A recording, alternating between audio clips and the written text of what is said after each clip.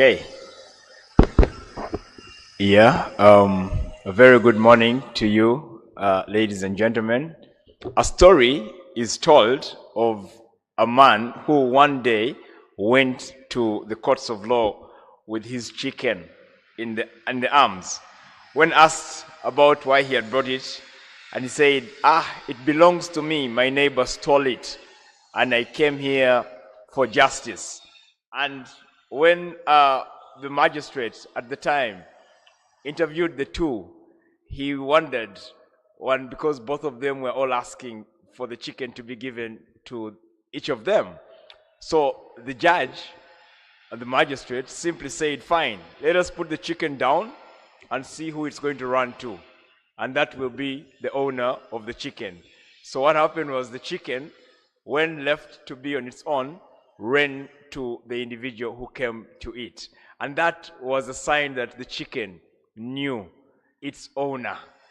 Ladies and gentlemen, distinguished guests, the press, members of the bar, and all public engaged as well, a very good morning. You are most welcome to the 12th edition of the Radical New Bar Hybrid Press and Public Engagement, which occurs to you every week on Thursdays, proudly brought to you by the Uganda Law Society in its mandate as given to us by the Uganda Law Society Act under Section 3C and D, in which we are supposed to help the government to ensure access to justice, but also help the public and the general membership of the society to both ensure professional standards, but as well help the government to administer justice. I am by the name Robert Benon Jurua. I am a rule of law and litigation officer at the Uganda Law Society.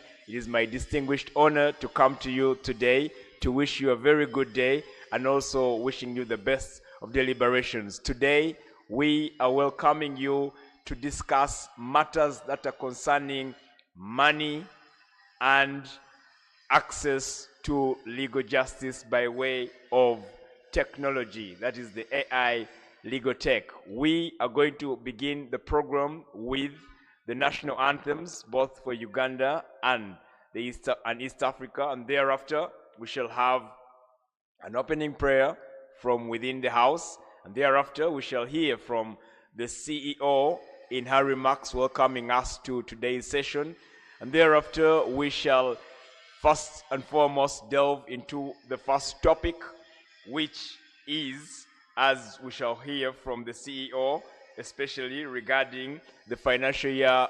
2026-2027 budget that was recently passed. And thereafter, we shall be delving into the second topic, which will be bridging the justice gap through AI and legal technology. Thereafter, we shall have a moment of question and answer, which will bring us to the close of today's session. Today, we would like to begin with the program by requesting you to get up on your feet so that we can sing the national anthems.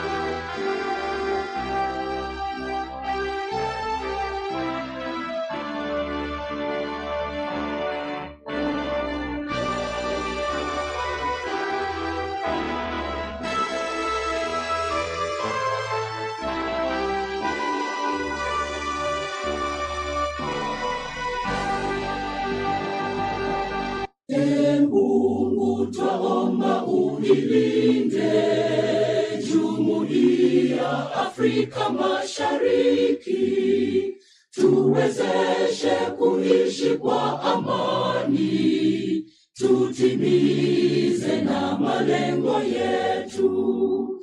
Jumuiya yetu sote tuilinde, tuajibike, tuimarike, umoja wetu ni nguzo yetu, idumu jumuiya yetu. Thank you very much. You can kindly take your seats as we welcome Miss Hope to come and give us an opening prayer for the session today. Thank you.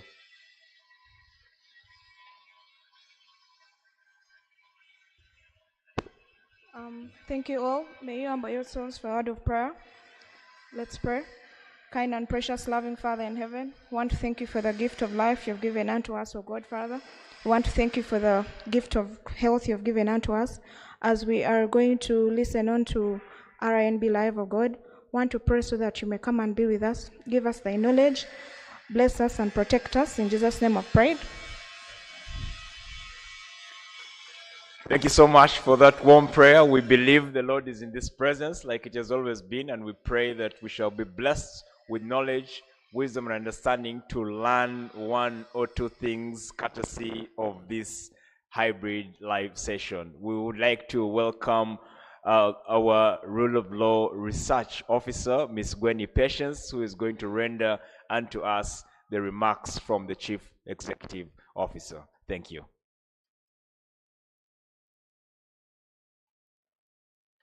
Good morning to you all. I'll be reading the remarks of our CEO, Christina Wari, who is not able to be here with us, but she sends her remarks. Our distinguished guests today, Ms. Ngozi Nwabeza, Mr. Pascal Mohanji, Mr. Kitengo Alozias, Mr. Terry Kahuma, the Governing Council of the Uganda Law Society, our colleagues and members of the ULS joining us online and physically, members of the press, ladies and gentlemen, good morning. On behalf of the ULS, I welcome you to this week's 12th Rnblive weekly press and public engagement. Today's discussion brings together two critical and timely issues that sit at the heart of Uganda's development and the administration of justice. Our first topic focuses on Uganda's financial year 2026-27 national budget. The budget is more than just numbers. It reflects government's priorities to ensure national development. It shows where resources are being directed and, just as importantly, where gaps may exist. As we examine sectoral allocations, we must ask ourselves whether they respond to the real needs of citizens, whether they support essential services and promote inclusive and sustainable development. This conversation is a chance for us to critically reflect on how public resources are being used and what that means for the future of Uganda. We are honored to host distinguished guest speakers from reputable institutions who will be shedding more light on this issue. Our second topic shifts us to the justice sector, where access to justice remains a challenge for many. Many Ugandans today cannot afford a lawyer. Some are based in remote areas and there is limited access to legal services. At the same time, we are seeing the rise of artificial intelligence and legal technology, which are potential tools to improve access to justice. We are honored to host legal innovators who have done amazing work in developing technology tools that are bridging the access to justice gap, not only in Uganda, but across Africa as well. These two discussions are deeply connected. Effective national development depends not only on how resources are allocated, but also the strength, accessibility, and fairness of our institutions, mostly the justice system. We thank our audience for diligently following the weekly discussions across all our online platforms, including Zoom, X, YouTube, and Facebook. We thank our panelists who took off time from their busy schedule to join us today for this important discussion. We value your presence and partnership, and we look forward to continuously working together. I wish you all a fruitful day. Thank you. A very big thank you to Madam CEO. We are very happy and proud to be in your presence, especially as you lead us. Thank you so much for the remarks. They're very warm. We know that wherever you are, you're following us online, as this is a digital platform, and we are asking that the Lord will bless you in all your endeavors as we move into the discussions. Thank you so much for laying the protocol. Thank you so much for the distinguished guests as they have come and as they have been identified. Would like to delve very fast into the first topic, but like I was saying, the other story from the beginning of the day, we were asking where our money goes, okay? Whether justice reaches the people, okay? Because one story for the day is going to be about the budget, and the other story is about the law. And we're here to determine whether citizens go home satisfied after the budget has been analyzed, and or whether they still carry their burdens. Because remember, the chicken ran to its original owner, and the question was really supposed to be whether the owner who the chicken ran to was indeed the actual owner. So the national budget shows that the government plans to do and what the government plans to do and what it chooses to prioritize. The financial year 2026 and 2027 budget comes at a time when there are many competing needs and limited resources. Key questions arise around how much is being invested in important sectors like health, education, agriculture, infrastructure, and governance. This discussion looks at whether the budget reflects the country's real needs, how the funds are distributed across sectors, and what this means for service delivery. At its core, it asks whether the budget can support fair and sustainable national development.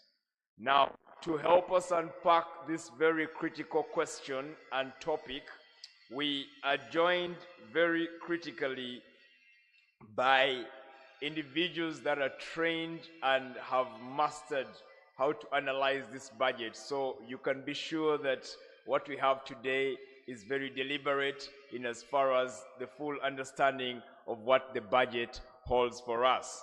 We have with us a seasoned trade and tax policy analyst with over 12 years of experience in fiscal policy, revenue and expenditure, trade and investment related issues. He has obtained numerous professional certifications from renowned institutions, including Makerere University, Trade Policy Training Center in Africa, the International Tax Justice Academy, and the United Nations University, UNUWIDER. Now, throughout his illustrious career, he has worked on various high-impact objects that have driven policy and practice reforms in Uganda, the East Africa Community region, and at the United Nations on Framework Convention on International Tax Cooperation. His expertise has been instrumental in shaping the trade and tax policy landscape in Uganda, the East Africa Community, and at the international levels. Currently, he serves as the program coordinator for financing for development at the South Asia, abbreviated as Sietini, Uganda, where he continues to leverage his expertise to promote tax and trade justice, inclusive, equitable, and accountable tax systems in Uganda, across East Africa, and at the international level. Ladies and gentlemen, dear advocates, welcome with me Mr. Aloysius Chitengo.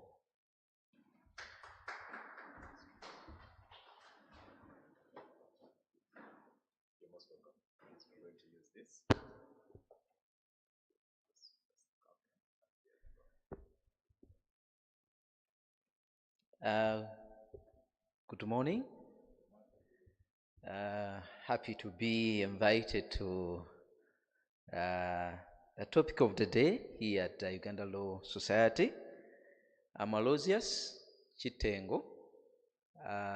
As I was introduced, I work with Southern and Eastern Africa Trade Information and Negotiation Institute. On the topic of the day, the budget, the priorities, I want to start by saying that most of the time Ugandans look at the budget, but they don't look at where the resource is going to come from. And yet, when you look at the two things which they call the fiscal policy, looking at revenue, how the government is going to generate revenue, but also how the government is going to spend that revenue in terms of the priority for that financial year in the country.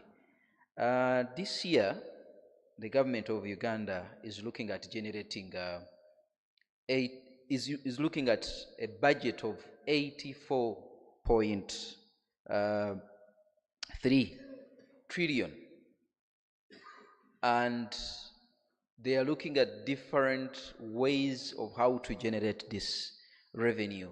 And just to mention a few where I will put my emphasis, the first one, before that, I want to also add that most of the time when we talk about the budget priorities, then people saying our rights, and for us as Siatini, we say that rights requires resources. So if you are looking at your right to education, do you have money to facilitate the education? My right to health, do you have the resources to facilitate the necessary services that are required within the health sector? So in one way or the other, that's why we share the national cake.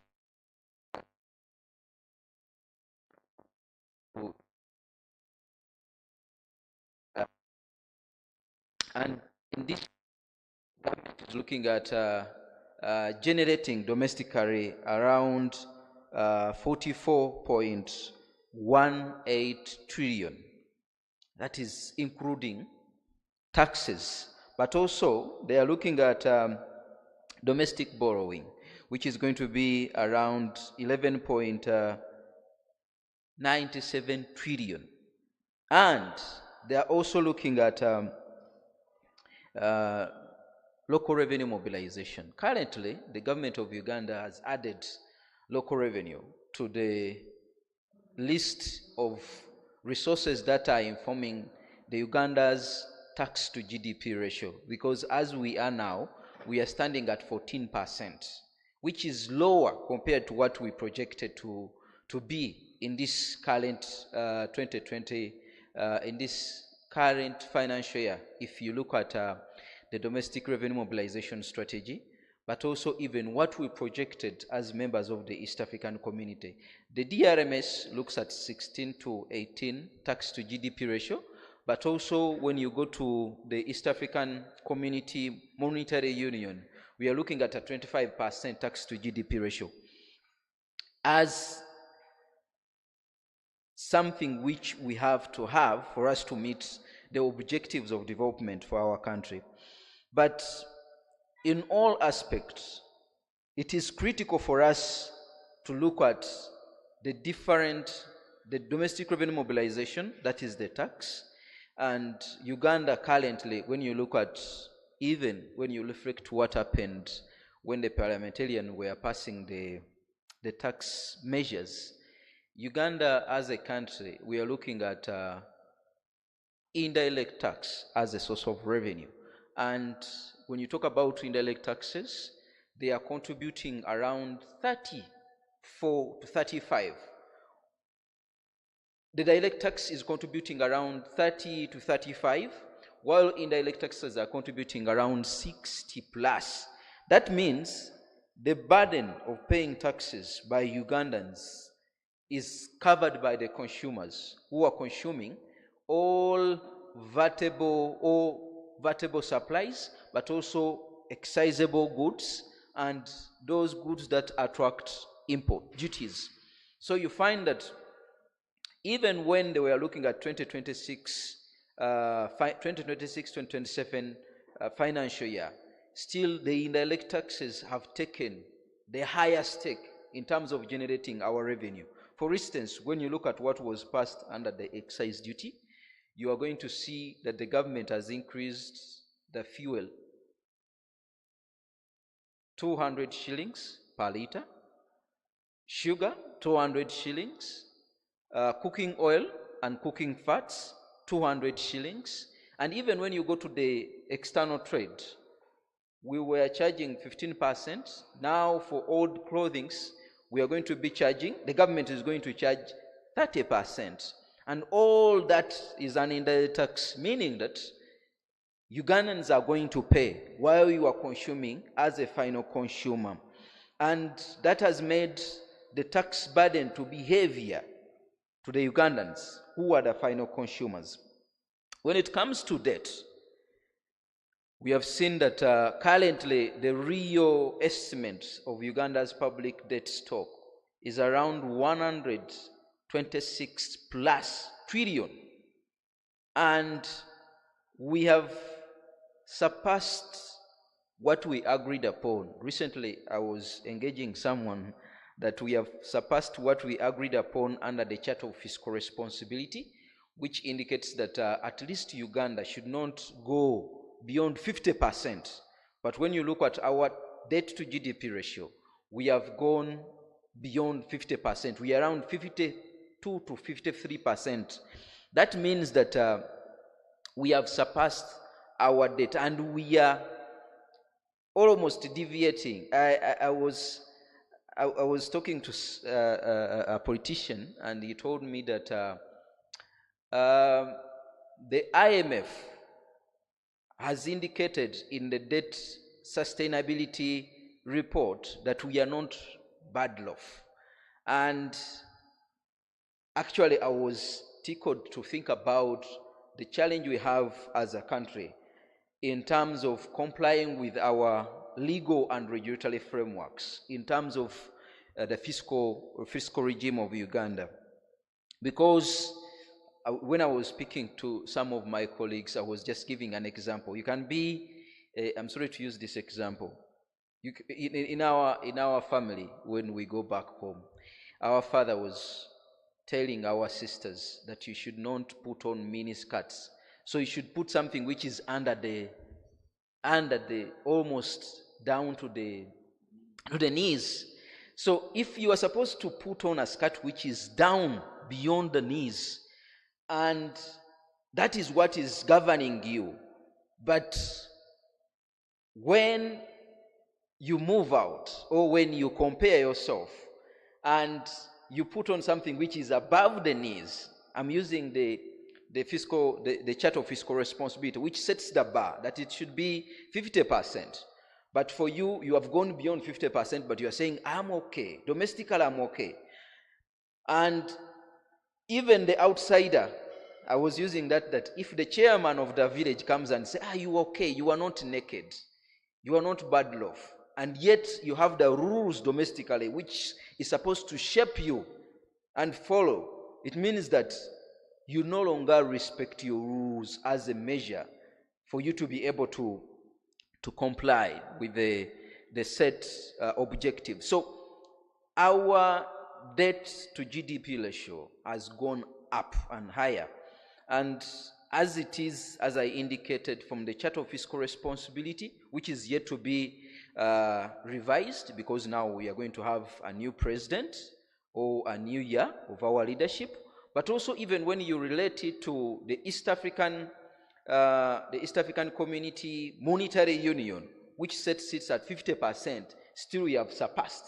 And someone was saying that even Kenya has surpassed, but you cannot compare Uganda to Kenya in terms of development, but also even in terms of, you cannot say that the other kids from the other house is behaving that way, so I'm supposed to behave in that way, because that is the norm within the region.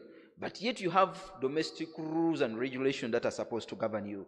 So to me, when it comes to our debt, it is a challenge, because when you look at the budget itself, the payment, debt repayment, takes the first priority of our budget. That means before you budget and spend, you have to first clear your debt obligation.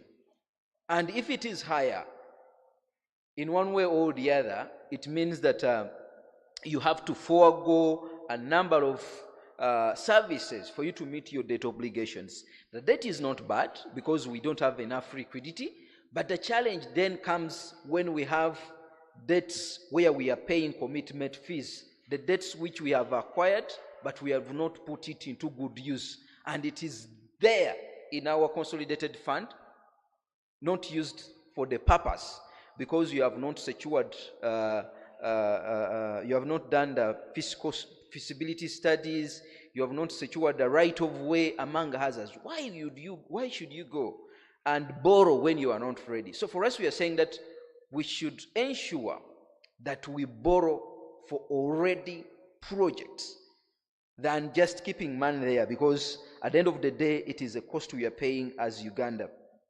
The other aspect on which is local revenue, and our parliamentarians were saying that we need to look at local revenue as another source of revenue for us to be able to get and meet our tax to GDP ratio, but also even generate more revenue.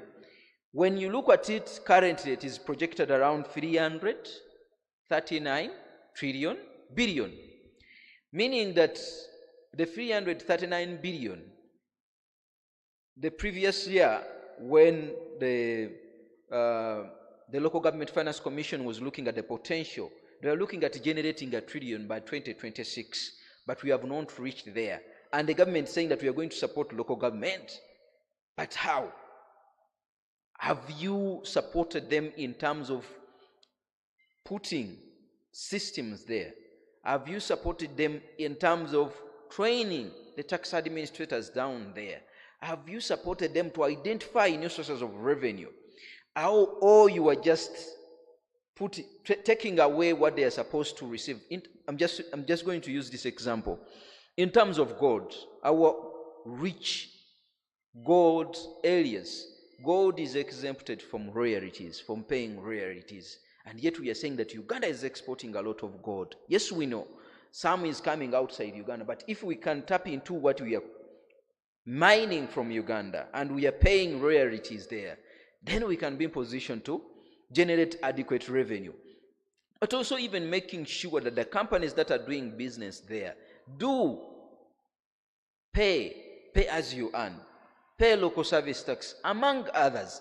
So the local governments or the local revenue or the locally raised revenue needs a lot of support for us to generate more revenue. So when you look at our budget beyond other sources of revenue, which is going to help us to meet the 84 trillion for the coming financial year, we need to look at these sources of revenue that have the potential to give us revenue being strengthened, supported, and enhanced in one way or the other, because tax is the most sustainable sources of revenue for the country. But you find that even when you look at the way we have structured in generating more revenue, in this financial year, there was no more new innovative ways of generating revenue or taxes which were introduced. We are more looking at adding the rates, reducing our revenue to the services, to the key sectors. And when you look at what the government was looking at in terms of the priority for this financial year or the coming year, which starts from July, immediately 1st July, the government is looking at the ATMs, that is agro-industrialization, tourism, mineral-based development, including oil, science and technology.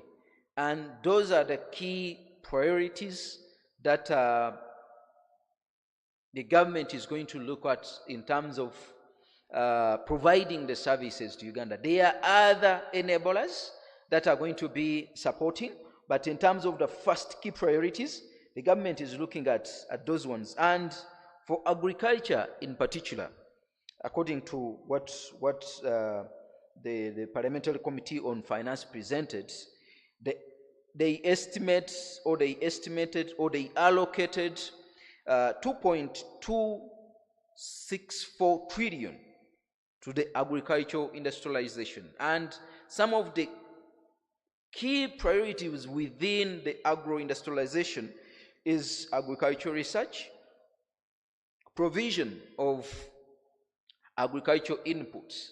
And to me, when it comes to provision of agricultural inputs like seed, fertilizers, among others, the question which comes into my mind in this budget is, if you are talking about these ones, can the citizen of Uganda do associate with issues related to input?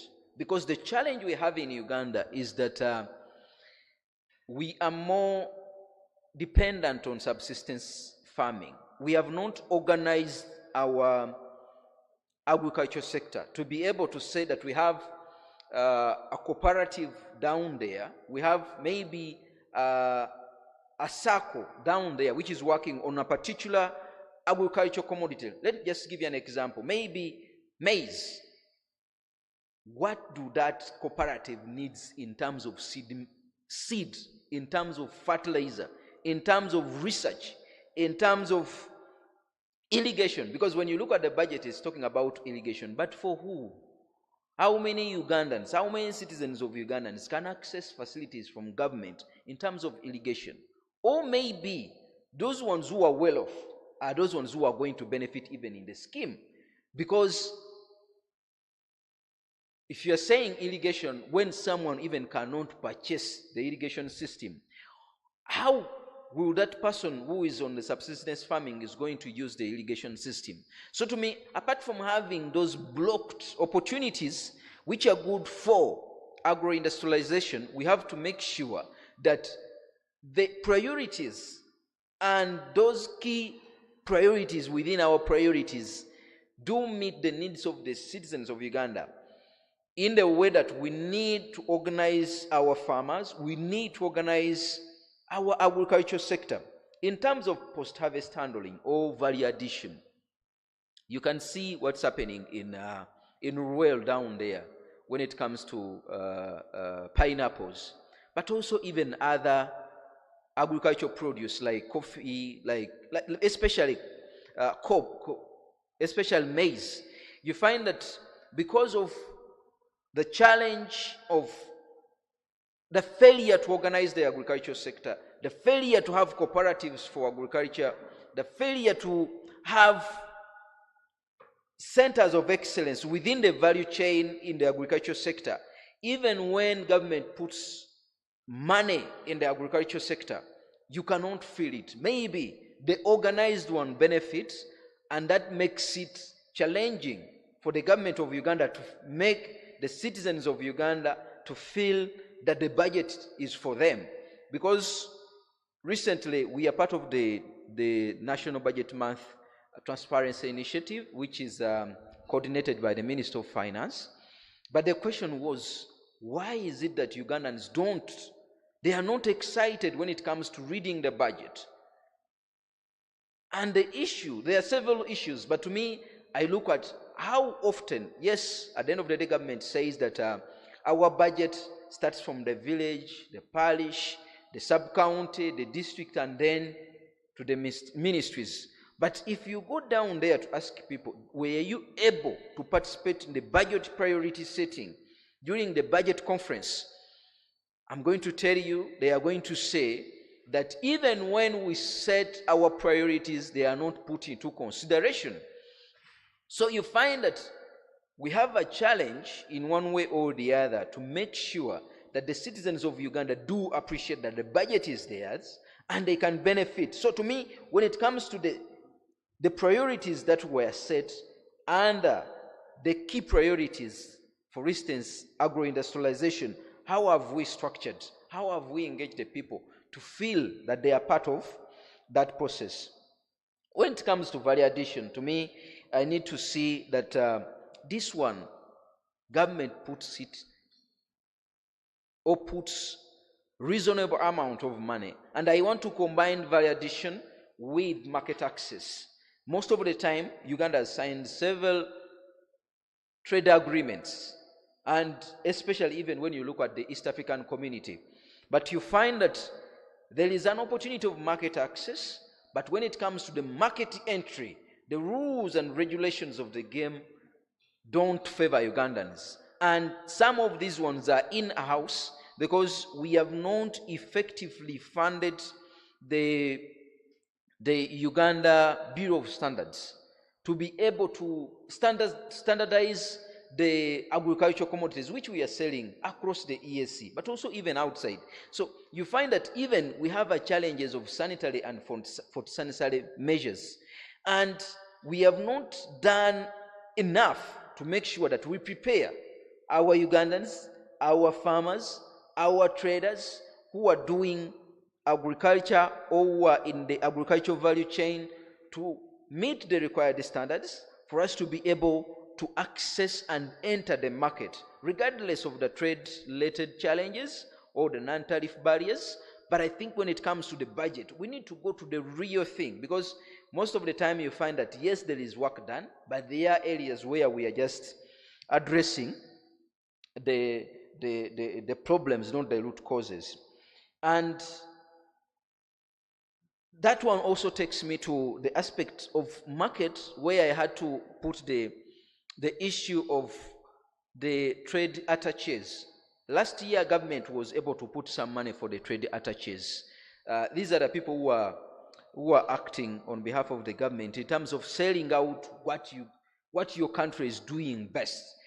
And to me, the attaches should be working, first of all, for the agricultural aspect, in the way that, if for instance we have a trade attache in maybe in South Sudan, how can we make sure that the attache has set out targets that this year at least you have at least to take out around 100 or more than 100 tons of beans, more than 100 tons of maize, more than at least 70 of people coming from Sudan to come into Uganda to visit our tourism sites or visit our tourism areas. So to me, when it comes to that, we need to make sure that more resources are allocated there for us to be able to yield at least beyond what we expect as a country. So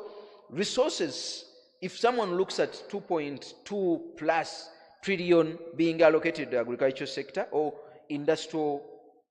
rural agro-industrialization, you are asking, that is a lot of money. But if you go down to break it to where the money is going to be spent, you might find that it is little. So how do we use the little we have allocated to make sure that we achieve agro-industrialization? But also, even when it comes to industrialization within the agriculture sector, how do we link the people who are benefiting from the incentives we are giving, from the raw material, from the agricultural inputs we are giving, maybe under NADS, and now we have the PDM. How do we link the PDM beneficiaries to the agro-industrialization so that we can have agro-industrialization with a backward and forward linkage, which is clear, so that if someone is doing maize, then he'll be in position to sell to the company, and the company adds value, and in that chain, the government will be in position to get money. So to me, we have a lot to do when it comes to agro-industrialization and linking with other opportunities that are provided. The other aspect, or the other priority, is on the tourism sector, which I think it is key. I've tried at least to talk about it. And to me, we need to make sure that, first of all, we use our attaches to trade, to advertise, to brand what Uganda is. I used to talk to some of my colleagues whom we work with on issues of taxation, those ones who are coming from Kenya. And when you go to, is it Jomo Kenyatta, they were talking about the big five. But we have the big fives in Uganda, but we don't advertise. Rwanda, using, is it Arsenal? How is our ministry, how is our investment department within the ministry advertising what we have in Uganda? Because we have a lot, but I think we have not taken the initiative. Because when you're talking about branding, how are you going to brand? When you're talking about infrastructure development, talking about establishment of refreshment centers, are those like refreshment centers? Are those are the key things which we need to look at. We had a proposal as Siatini under the Tax Justice Alliance Uganda that we can copy from other countries. Like if you're talking about branding but also inviting tourism into Uganda, we can use, there are other countries that are saying that any tourist who is coming into our country, you are going to benefit from the value added tax claiming at a given rate. And I remember the other time we were setting it at around 5 million. So if you have come into Uganda and you have consumed services in Uganda of more than 5 million and you had VAT on those services, you can claim for it. So that someone looks at, okay, if I'm moving out, I'll be in position to claim for my VAT. And there are several countries that are doing it, like Spain, Italy, Vietnam. We can do it because at the end of the day we need taxes, but also we can use tax as a tool for development. And tax doesn't stop at generating revenue, but also even supporting economic development and even attraction of investors, as we are doing it in attracting investors by giving tax incentives. We can give this one as an incentive for attracting tourists into Uganda. The other priority is mineral development, and it is a key to me in terms of the sector being one of a sector that can give us revenue, a sector that can create the backward and forward linkage, but also a sector which is being observed as one of the sector that can uplift some countries when it comes to energy transition. So to me, in that area, we have an opportunity, but we need to look at which areas can we support in the mineral development. Okay, they are talking about mineral quantification, issues of establishment of mineral market or buying centers. When we're giving our proposals, the issue we have in the mineral sector, on the extractive sector, beyond oil and gas, where we are going to see that the government is looking at expedition of the ECOP, but also even the construction of the refinery, we need to look at how can we support the mining sector to make sure that we are checking on illicit activities that are happening within the mining sector. Because if you wait in the market, you don't know what is happening in the field and in the road to the market.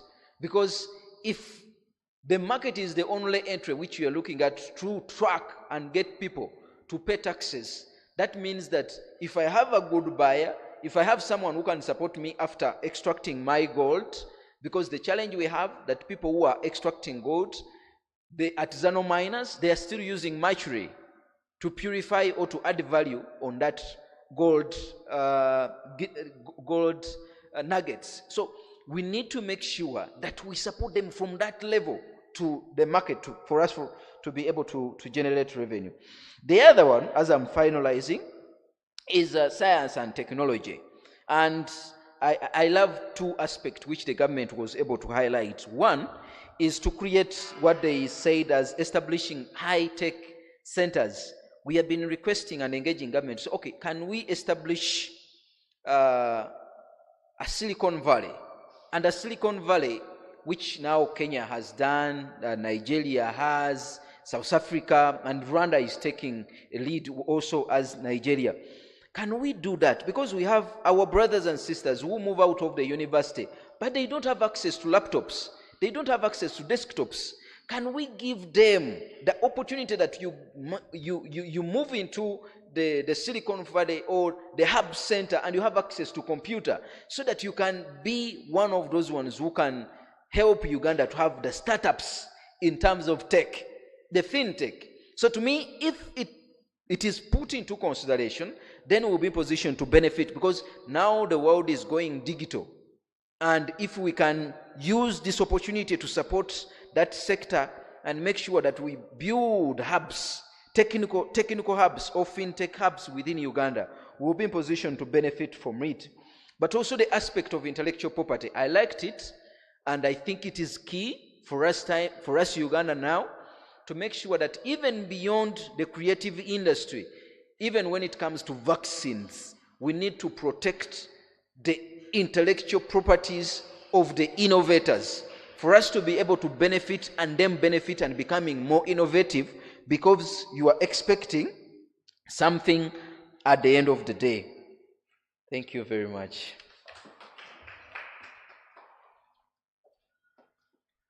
Wow, he deserves a bigger round of applause. We want to imagine that has been a very, very elaborate setting of the foundation for the coming discussion, and we would like to thank you so much for the research that you have done in regard to this topic. You have really unpacked it, and would like to appreciate you for the work that you've done. Thank you so much. Ladies and gentlemen, our online attendants, we know that you're on, and we are very, very happy that you're still with us. We have a few take-homes. We also realize that it's been a very critical topic that affects what everybody is concerned about: money. We can't run away from that fact, and yet you are saying that Ugandans normally concentrate on the budget, but they don't necessarily look at where the resources are coming from. It's a very important thing to engage your mind, to imagine what the government is planning on how it intends to get resources to finance a budget of up to 84.3 trillion shillings, which is quite over the roof in as far as our budgets in the recent years have been concerned. But of course the population is growing, and therefore there has to be a bigger amount of money. But at Siatini, as the tagline writes, require resources. Very important. Rights require resources. As you are over there thinking about your rights and how you want to access justice, and how you want to access information, you also need to consider how the resources are going to be allocated in order for you to achieve your rights. You have, of course, also painted a very gloomy picture in regards to how we are behind in as far as our tax to GDP ratio is concerned, that our debt has surpassed the normal, and it is quite worrisome, because you have done that research and you're showing us that our 16 to 18 is the expected tax to GDP ratio, whereas we are at 14, which of course isn't so far, but you know, these figures are coupled with some millions behind, or trillions or billions. So the figures might be small, but we're talking about millions and trillions, and you'll imagine that the anticipation of the government to deal with the difference between direct and indirect tax is something that we need to use to trigger our minds, and that's why we bring such educated and learned colleagues or friends that have information for us to share to you as lawyers, as the general public, but also as stakeholders in what happens in our country. You will also need to know and be reminded, recently there was a headline on the dailies about the increments in the prices of the different commodities. He has brought it to the fore.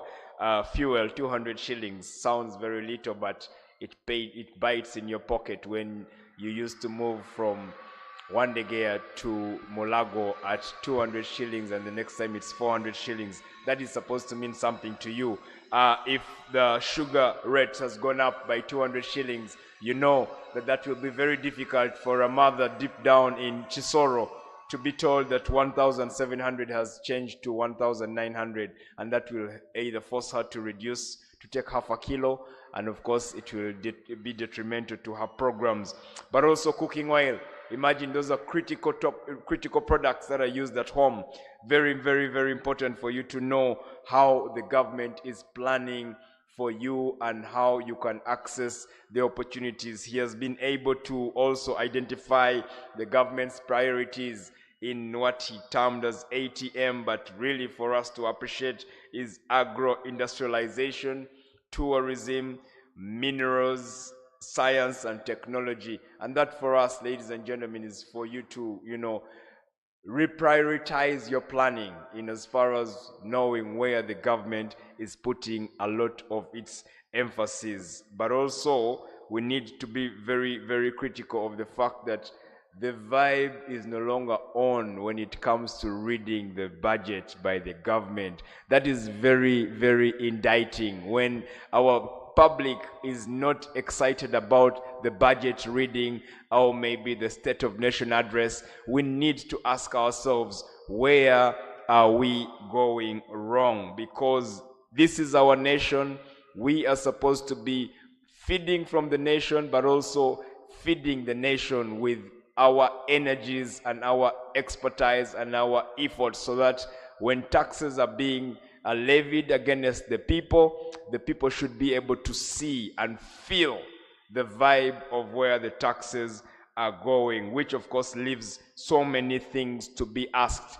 The very important aspect that I want to imagine and bring to the fore is the agricultural sector that of course employs over 70% of the population.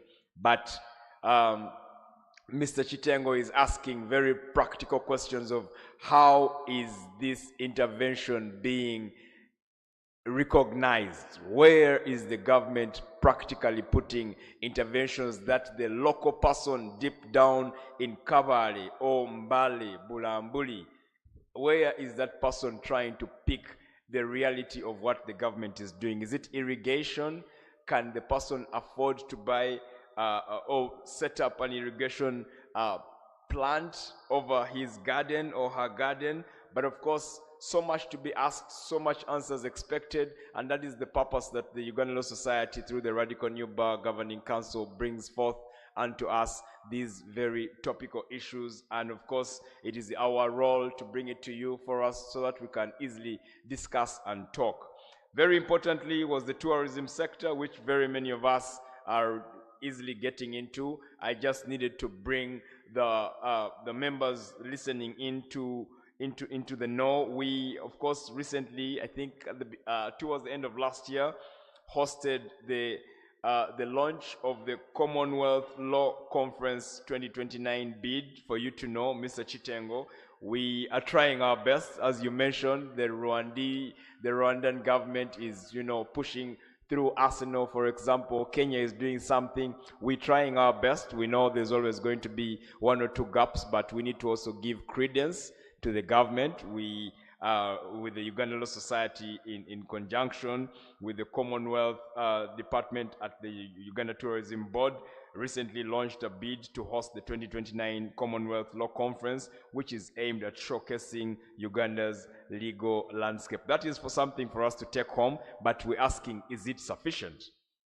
The question is it sufficient? But as we ask those questions, we would like to delve into the next discussion to understand better. Having laid the foundation, we want to listen into an economist altogether who is at the Civil Society Budget Advocacy Group, CSBAG, specializing in public finance, budget analysis, and physical accountability. He is also an assistant lecturer at Makerere University Business School in the Department of Applied Economics. He holds a Master's of Arts in Economics from Makerere University and a Bachelor of Arts in Economics from Makerere University Business School, and is currently pursuing a postgraduate diploma in business education. His work and research have largely focused on public finance management, budget processes, and public expenditure analysis, alongside applied macroeconomic research on interest rates and private sector credit in Uganda. Ladies and gentlemen, welcome with me Mr. Pascal Muhanji.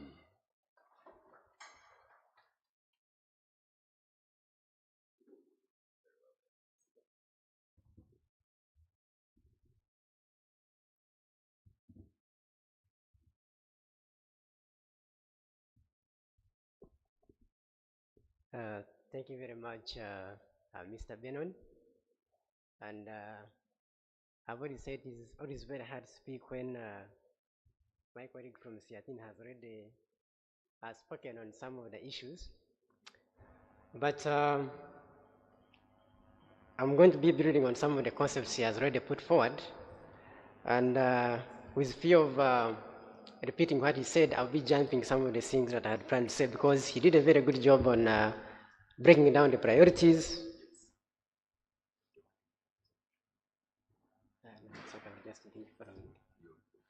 Yes.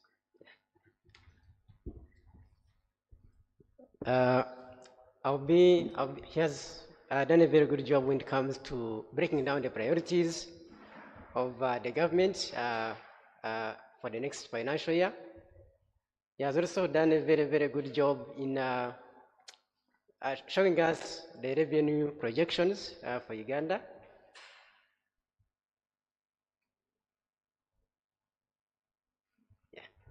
And those online, you're going to benefit because I had prepared some slides that are going to be showing online about Uganda's budget priorities and the implication for development. So to go into the discussion, first of all, when you look at the next year's financial year budget, the theme of the budget hasn't changed for about 5 years.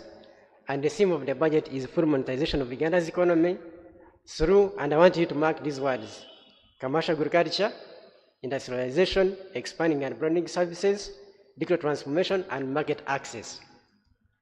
So, in my opinion, those 5 bullets is what we are supposed to be seeing in the budget. The issues of commercial agriculture, industrialization, expanding and broadening services, digital transformation, and market access should come out strongly in the financing framework for the next financial year, because that is what the budget strategy is all about. That is the budget theme for the next financial year. When you look at Uganda's financing framework over the past few years, our budget has been increasing consistently since I think 2019. When you look at financial year, for example, if you check financial year 2022 up to financial year 26-27, the budget has increased by 75%. About 4 years ago, we had a budget of 48 trillion. When you look at the proposed budget for next year, we're going to have a budget of 84 trillion.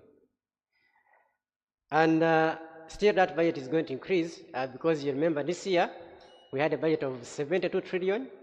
As we speak now, the budget has reached 80 trillion because of the additional supplementary funding that has been approved through Parliament. So every year we approve a budget, but within the implementation of the budget, we keep adding.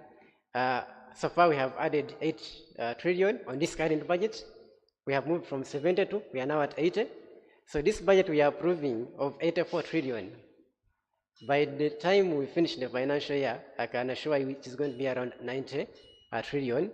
Because speaking from what we have seen in history, we always get supplementary funding. So 75% increase of the budget over the last 4 years. The question would be, if the budget has increased by 75%, are we seeing services improving by 75%? Are we seeing access to education improving by 75%? Are we seeing access to justice increasing by 75%? Because the financing should translate into these services that people want. People want access to justice, access to education, access to healthcare, access to good roads. We should be reflecting the increase in the financing that we have seen over the last 4 years. from 48 to 52 to 72 to 72.3 now to 84.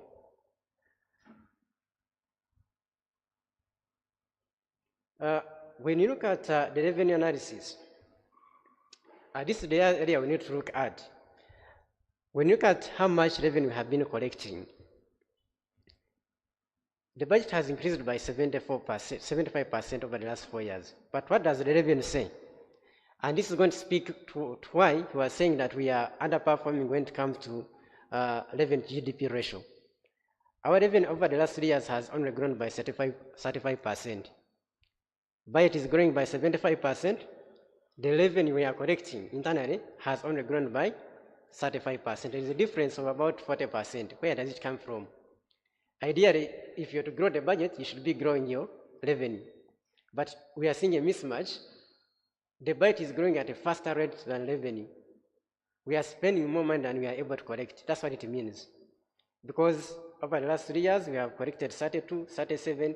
The next financial year, we are projecting to collect about 45 by URA, then the non-tax revenue, the local governments, and about 1.4 trillion from the petroleum fund.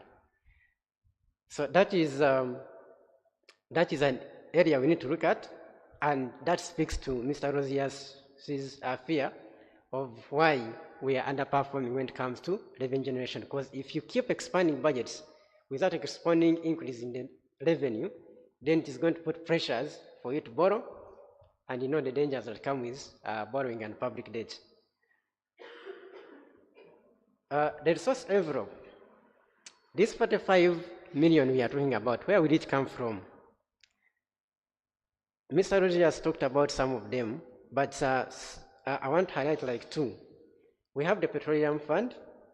We are going to collect about 1.4 trillion from petroleum fund, and last year we didn't have, so that is an addition. Local revenue has been, I would say, stagnant over the last 3 years, because I think 2024 we had 280 billion collected. 2025 we had 330. The next year's projection is 339. So you can see that from local governments, the revenue is not growing. Budget support is declining.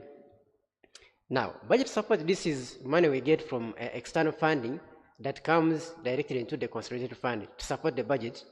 That one has always been declining, and that also means that the discretionary resources, the moment you have budget support declining, it means you're going to have fewer discretionary resources. The other area is project support. That one is always non-discretionary. You get project money that is already tagged to certain development funding. Non-tax revenue is also increasing, so probably we are going to be paying, if you drive badly, Mr. Bedon, they're going to be giving you more traffic receipts, because they want to collect more money in non-tax revenue. Domestic financing is increasing from 11.3 trillion to 11.9. Domestic financing mostly is domestic borrowing. So Mr. Benon and Madam Patience, if you go to get a loan from Stanbic Bank, you're likely to find Minister of Finance, Mr. Kasaija, already seated there. And what that means is that the bank manager Stanbic will first consider Mr. Kasaija, because he's assured that Mr. Kasaija will pay back.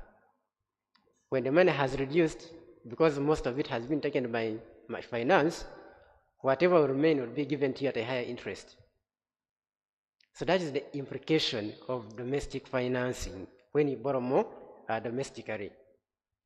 Domestic debt refinancing has also increased. This is debt rollover. The debt we have been having, we have not cleared it in the previous years, and we roll it over to the next financial year.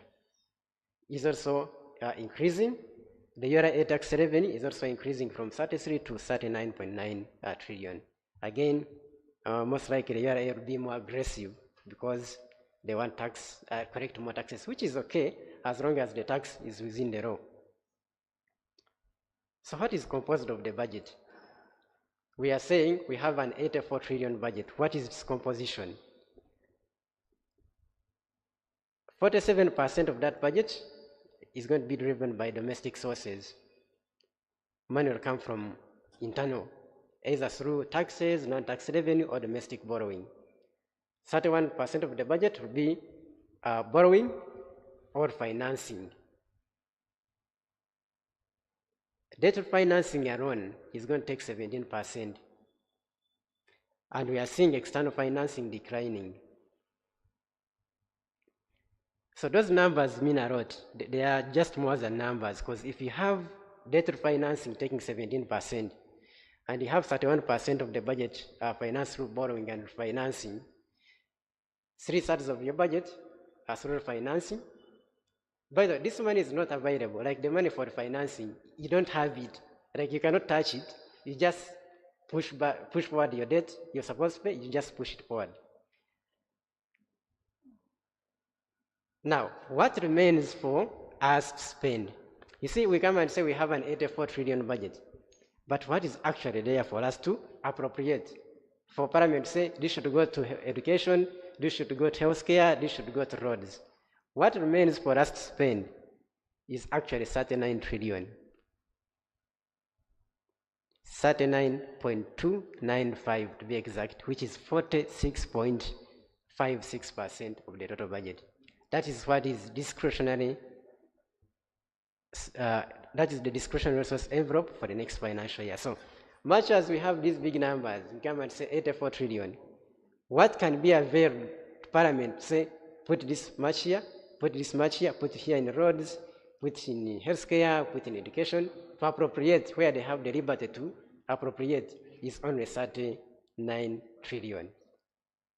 More than half the budget is non-discretionary. That speaks volumes. That means that even before we start budgeting, even before we start those village conferences, those agenda setting meetings in the villages that my colleague was talking about, the budget is already committed. So those processes are only debating around the 46%. So debt dominates the fiscal space, because when you get interest payments, amortization and financing, almost the entire budget is gone.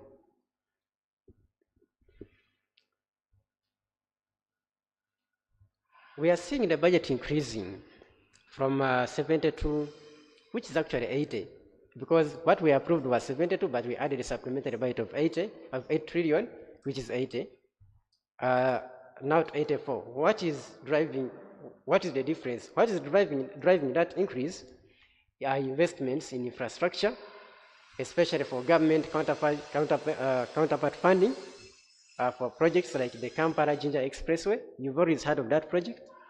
I think it came around in 2022, where we got a loan from World Bank and we have never started on it. That's what he was talking about. You commit a loan from World Bank in 2022, it is now 2026, and it is still in the budget. Every year you pay commitment fees on it. We have rehabilitation, and we have enhancement of salaries for primary teachers. Those are the things that are driving the budget up. We have strengthening specialized health facilities, and then the stocking of essential medicines. We have the stocking of the cattle in northern Uganda. We have additional financing for security, fast tracking of the fast oil, can petroleum sort of being given money to do that. Financing interventions for meeting commitments to host AFCON. You saw the reports by CAF. So money has been allocated to ensure the facilities are in good conditions. Then there is money given to UDC to support private investments. There is money that has been allocated to Uganda Airlines to improve operations. And then some money has been given to universities for research. And then the science and technology and innovation, including Kira Motors. Those are some of the areas where money has been increased and is driving the increase in the budget by that magnitude. When you look at programs, program allocations, most of the money is going to DPI, that is Development Plan Implementation, that has Ministry of Finance, has NPA. The reason it is taking 43% of the budget The reason it is taking the biggest part of the budget is because that is where treasury operations are. That includes debt repayments. Human capital development that has education, health, is taking the second position, takes about 16% with 13 trillion. Then integrated transport infrastructure, private sector development, agro, industrialization, regional balance development, etc. in that order. So you can see priorities are given to issues around debt, because you can see most of the money is going to DPI, that is in charge of debt repayments, then human capital development, that has health and education. Education itself will take about 5.3 trillion. The remaining will be shared between health and other sectors in the program. Governance and security is also taking substantial amount of money. Security is very important because without security, nothing else can work. The challenge is that budget sometimes is classified, so we cannot know what is important in that budget and what is not important. Multiply the economy 10 times, that's why it is called 10-fold growth strategy. And they identified about 4 anchor sectors: tourism, science, technology, manufacturing, and agro-industrialization. But when you look at the financing for those sectors, in my opinion, it does not reflect the importance that has been, or the load that has been allocated to these sectors. In total, these sectors have been allocated 4.5 trillion, divided in tourism, that is taking 0.5 trillion, science, technology, and innovation taking 0.6 trillion, manufacturing taking 1.05 trillion, and agriculture 2.2 trillion. So you have a budget of 84, but your anchor sectors are taking only 4.5 trillion, and those are the ones that are supposed to deliver the 10-fold growth strategy, the ATMs.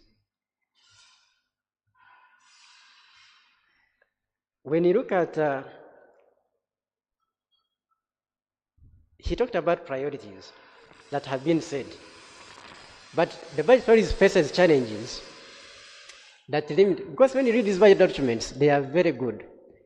Now I want to talk about the budget challenges that sometimes stop us from achieving these gross objectives, and one of them is on revenue performance.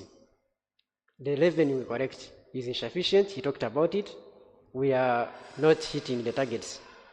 And those that are online, there is a graph I put there that shows how much revenue we have been collecting from 2019 to 2025. And in those years, there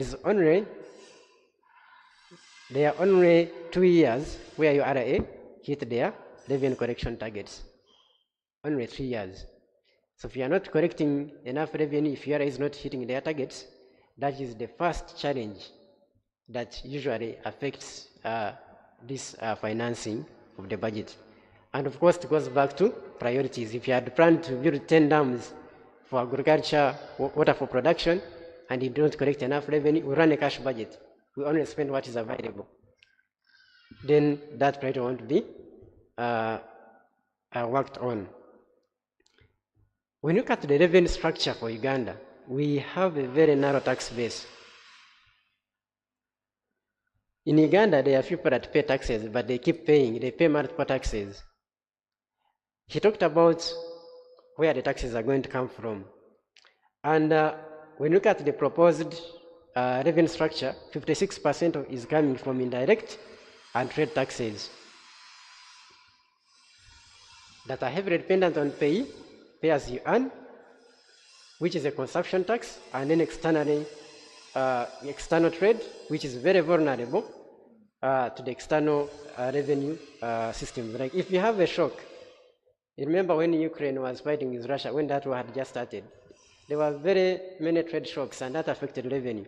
So if you have your taxes dependent on pay, are dependent on external trade so much, then you're going to have challenges in case of shocks. There's a challenge that affects us mostly as supplementary budgets.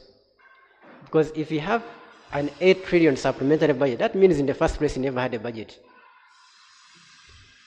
You approve a budget, you spend 1 year working on a budget, finish it, approve it. Then half year, you already have an 8 trillion extra funds being added to the budget. That means in the first place, you never had a budget. Where does that money come from? Either borrowing or they reallocate within the priorities they already have. So there is distortion of the original priorities. So that's why you see, sometimes you have priorities and they are never funded. Things are put in the budget, they are never worked on. Because along the way, those priorities start changing when new pressures start coming in, especially from supplementary spending. Over the last 4 years, when you look at the OAG reports, I looked at the last 4 OAG reports. We have passed supplementary budgets of 48 trillion, 16 trillion, but out of those, 10 trillion of that approved supplementary budget was never spent. So yeah, you approve a supplementary budget, money is allocated, but it's not spent. That is what the Auditor General is saying. So in 4 years, by the way, this 8 trillion is not part of it, the one for last year. So if you add it to the 16.9, it will be about 25 trillion. So those 4 years, they approved 16.9 trillion, but only 10 trillion was spent. This is why you're going to see in June, they'll start bringing new supplementary budgets. They approve money, but you have like 2 weeks to spend it. And you know the government processes are very lengthy, so they reach the new financial year when they have not spent it, the money goes back. That is the main reason. The other issues around public debt. Now, every time we have more public debt, then it reduces the money available for it to spend on other key priorities. We are going to spend around 13 trillion on debt servicing, just paying interest. Not the principal, interest. So that reduces the money available for education, that reduces the money available for justice, that reduces the money available for roads and infrastructure. So public debt has become a very, very big problem that must be worked on. The other issue is domestic areas, as I come to the end of my presentation. As of today, government has 8.4 trillion in domestic areas. This is the money that is supposed to be paid to the country, but is being stuck somewhere as domestic areas. It has improved. Last year we had 13.8 trillion. So, but the reason there is that improvement is because there was 7.7 trillion that was converted into treasury bonds. So there was no actual clearing, but the money that was owed by Bank of Uganda was converted to treasury bond to be paid over 10 years. Where I want you to look at this. This 8 trillion, where does it come from? The first one is land and project affected persons. So government has projects, roads. They want to acquire land, they go and acquire someone's land, they don't pay. They build the road, people are displaced, they are never paid. But what interested, that is about 1.19 trillion. What interested me most, especially for this discussion here, was the second one, court awards and compensations. It's the second leading contributor to Uganda's domestic areas. Currently, it's about 1.17 trillion. Court awards and compensation. So you guys in the legal sector do a lot of work. People win cases, they are awarded money, money never comes. They are domestic areas. Goods and services. People supply goods to government and they are never paid. The impact of that is that if I'm going to be supplying government and I know I'm going to get delayed payment, if I'm going to be supplying this book, we know the value of this book is maybe 10,000. I'm going to supply it at 25,000 because I know my money will come after 2 years. So it puts pressure on the budget. So if you don't pay domestic areas, you increase your cost of running government. If you're going to buy cars, people will supply you at an inflated cost because they have to put in that premium because you're going to pay late. Then there are taxes and student deductions, then pensions and gratuity, utilities, etc. So these domestic areas must be, if we keep, and we have allocated about 337 billion to clear the 8. If we keep doing like that, it shall take about 30 years to clear those domestic areas, assuming that no new areas are contracted. The other thing that affects our priorities that my colleague talked about so well, I don't want to go back to priorities, is the issue of corruption and wastage. Corruption report of 2024 by the IGG. Corruption report of 2024 by the IGG. She was estimating that we lose around 10 trillion in corruption.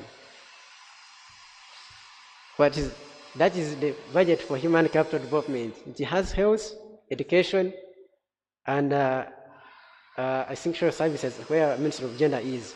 That budget is sorted. Just get that money and give it to human capital development. Those ones are sorted. So those are issues. Then now, for like the current period, we have underfunding of ATMs and the 10-fold growth strategy.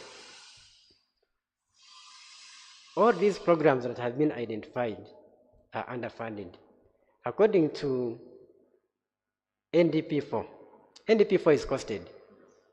NDP4 is a 5-year plan that gives us, that implements we have 3 plans. The first one is the budget, which is the annual plan. When you get 5 budgets, you get 1 NDP. When you get 6 NDPs, you have Vision 2040. So the budget should be speaking to NDP4.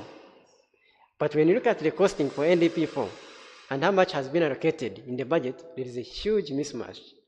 When you look at the 4 programs of tourism, science and technology, manufacturing, and agro-industrialization, there is a mismatch because NDP4 had allocated about 12.09 trillion for this financial year.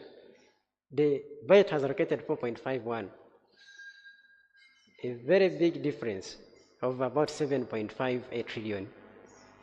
Tourism, there is a difference of about 2.16 trillion. NDP4 is saying you put 2.73 trillion, the budget has put 0.57. Science technology, NDP4 is saying put 0.8 trillion, the budget has put 0.6. Manufacturing, NDP4 is saying put 3.15, the budget has put 1.05. Agriculture, NDP is saying that for this financial year, put 5.3. The budget has put 2.2. So how are you going to achieve the 10-fold growth strategy without financing these anchor sectors as very well articulated in NDP4? And these sectors are key. When you read the 10-fold growth strategy, each sector has been given how much to contribute to the 500 billion. Tourism is supposed to contribute 50 billion. Agriculture or agro-industry is supposed to contribute 20 billion.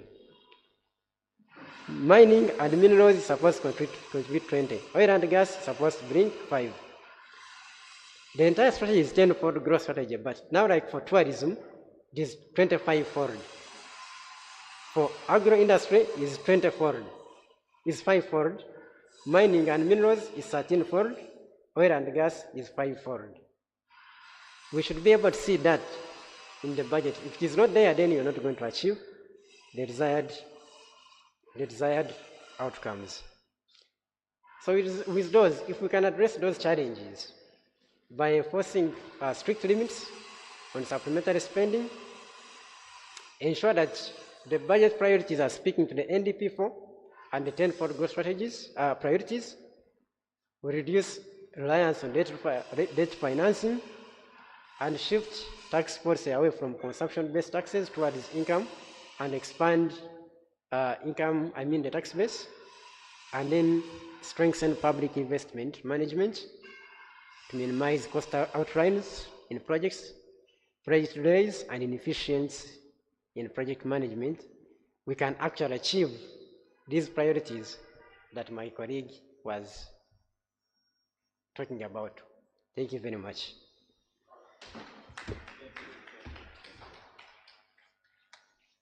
Oh wow, so deep. Thank you so much, Pascal. That has been a very illustrious discussion on exactly what we were asking questions after Aloysius.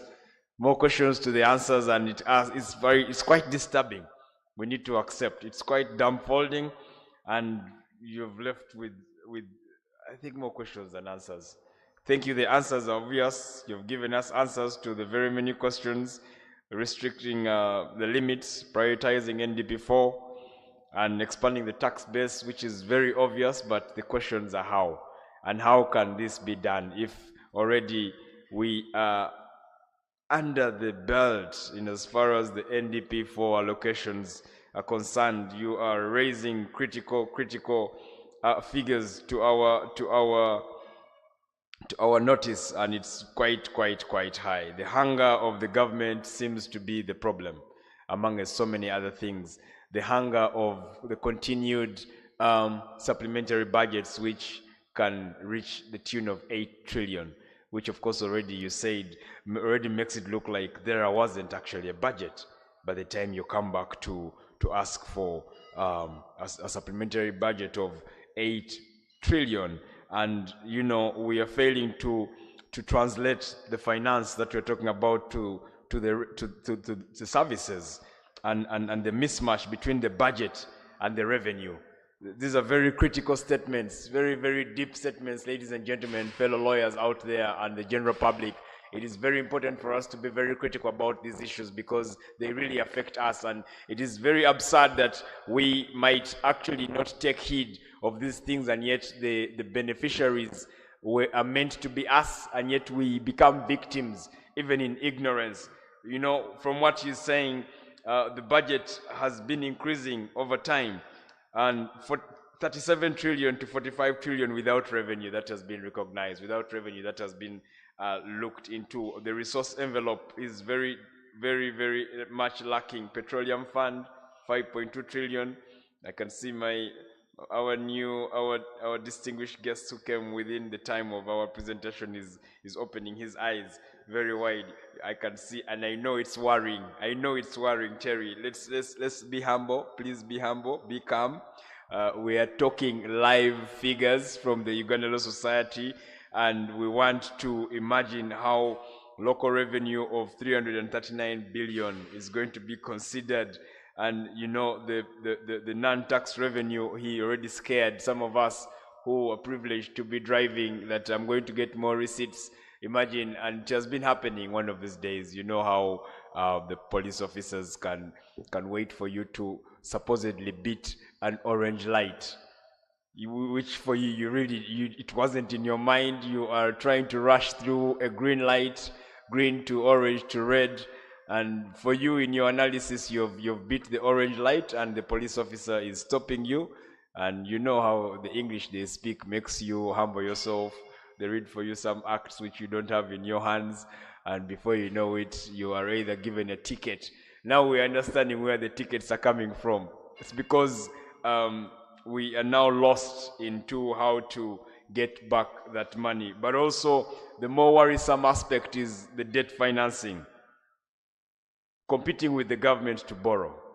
You go to Stanbic Bank, and Honorable Matia Kasaija is seated next to the banker behind the desk, and we are competing with the government to borrow, and therefore we become the victims because our interest rate goes up because the government will take priority, and that of course leaves so much to consider. In the composition of the budget, 47% domestic sources, 31% borrowing and debt refinancing, which I have also come to learn it is not necessarily paying the debt, but rather paying interest as to the money that was borrowed. That already means that the principal hasn't yet been borrowed. There's a lot of technical language here, but for you to understand on the general is to continue being with us, follow us on this platform, get time and follow this topic, follow these sharings on our different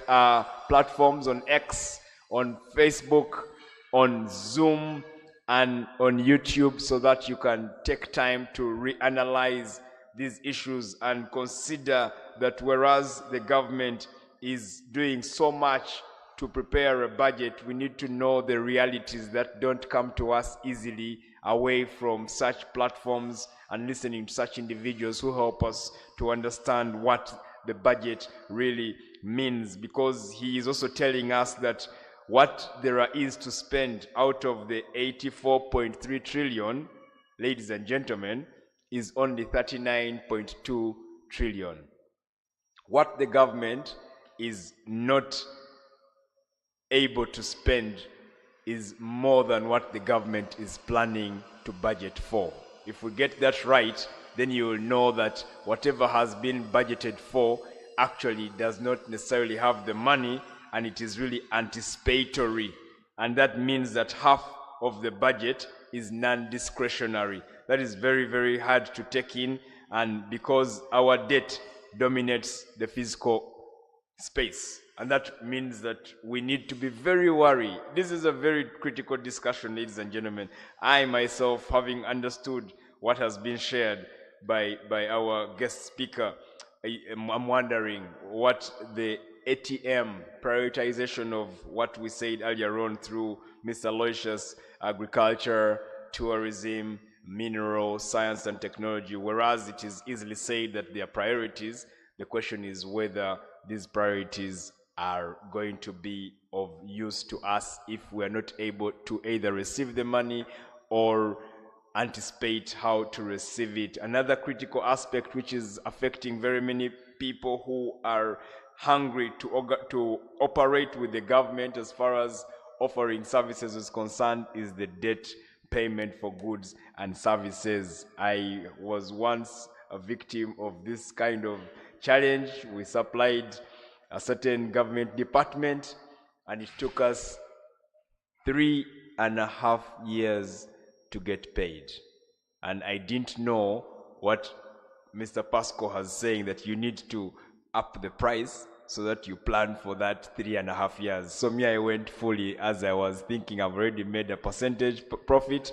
It took me 3.5 years, and when the money came, where we had also gone to get the money from was already in very, very bad pressure asking for that money back. So we are at a very critical moment, especially as we get to July 1st, which is the beginning of the financial year.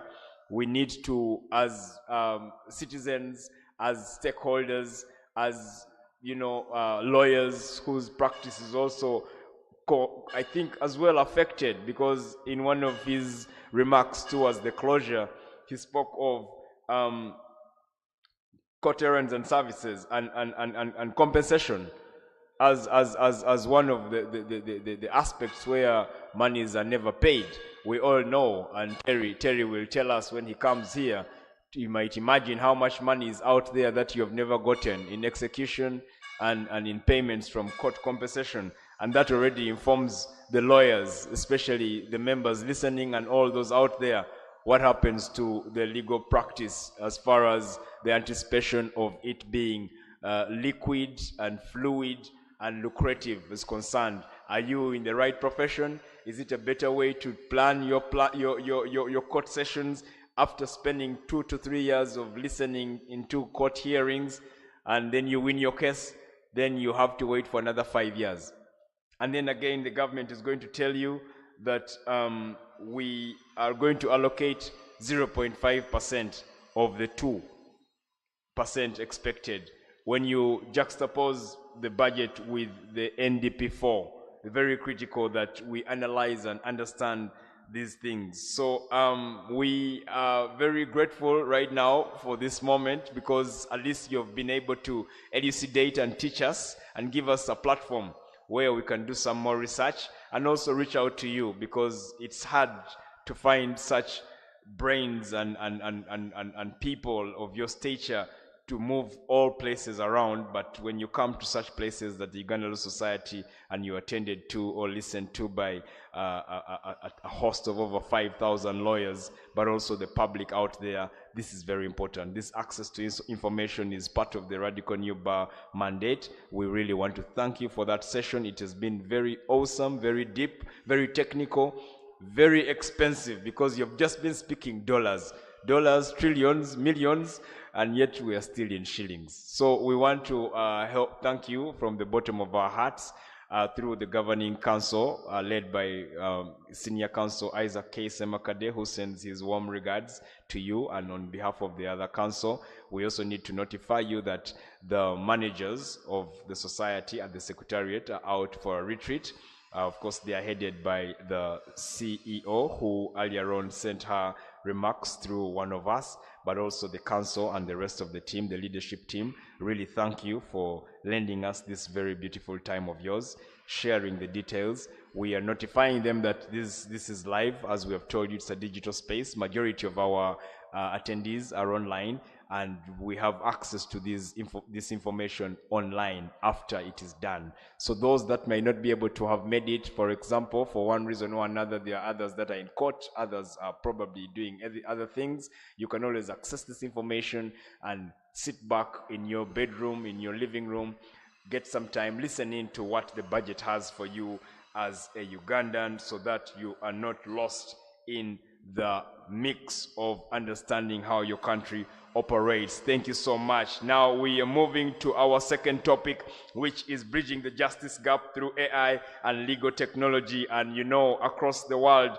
technology is transforming how legal services are delivered. And of course, we at a level that we need to understand better how to operate with these things, from the digital case management, for example, those systems, to legal research tools, to virtual hearings, and AI-assisted access to information. The law is entering a new era, but as innovation rises, so must our commitment to ethics, fairness, privacy, and equal access. So we are asking the question, can technology become a true bridge to justice for ordinary Ugandans? We are at a very critical moment, and we are asking these questions because this discussion explores how these tools can help more people access justice, improve on the delivery of legal services, and make the system more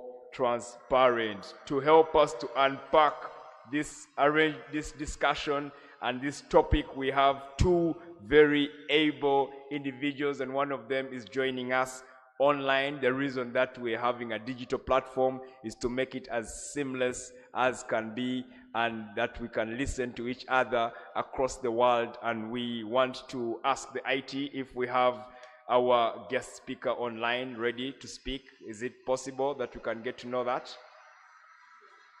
Is she on?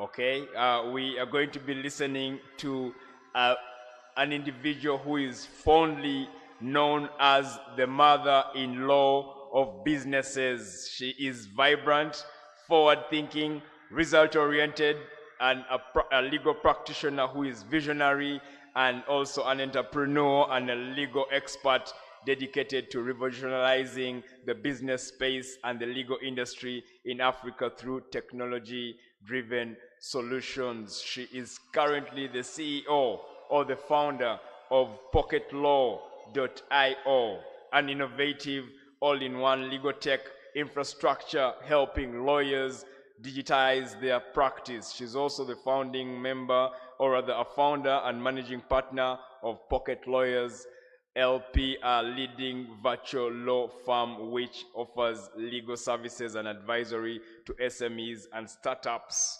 which has rapidly grown into a leading corporate commercial law firm and has offered services and advisory to over 250 businesses in the last 3 years. She's an alumni of the Scalaby Academy, a global business academy, where she studied entrepreneurship and innovative course, Future Female Business Schools Program, and the Enterprise Development Center, Pan-Atlantic University, Fundamentals of Entrepreneurship, Draper University, and she was among the top 20 selected from 420 female founders across Africa to participate in the Future of Female Future is Female program. It's a program organized by the world-leading PR firm See More Media International Public Relations, now part of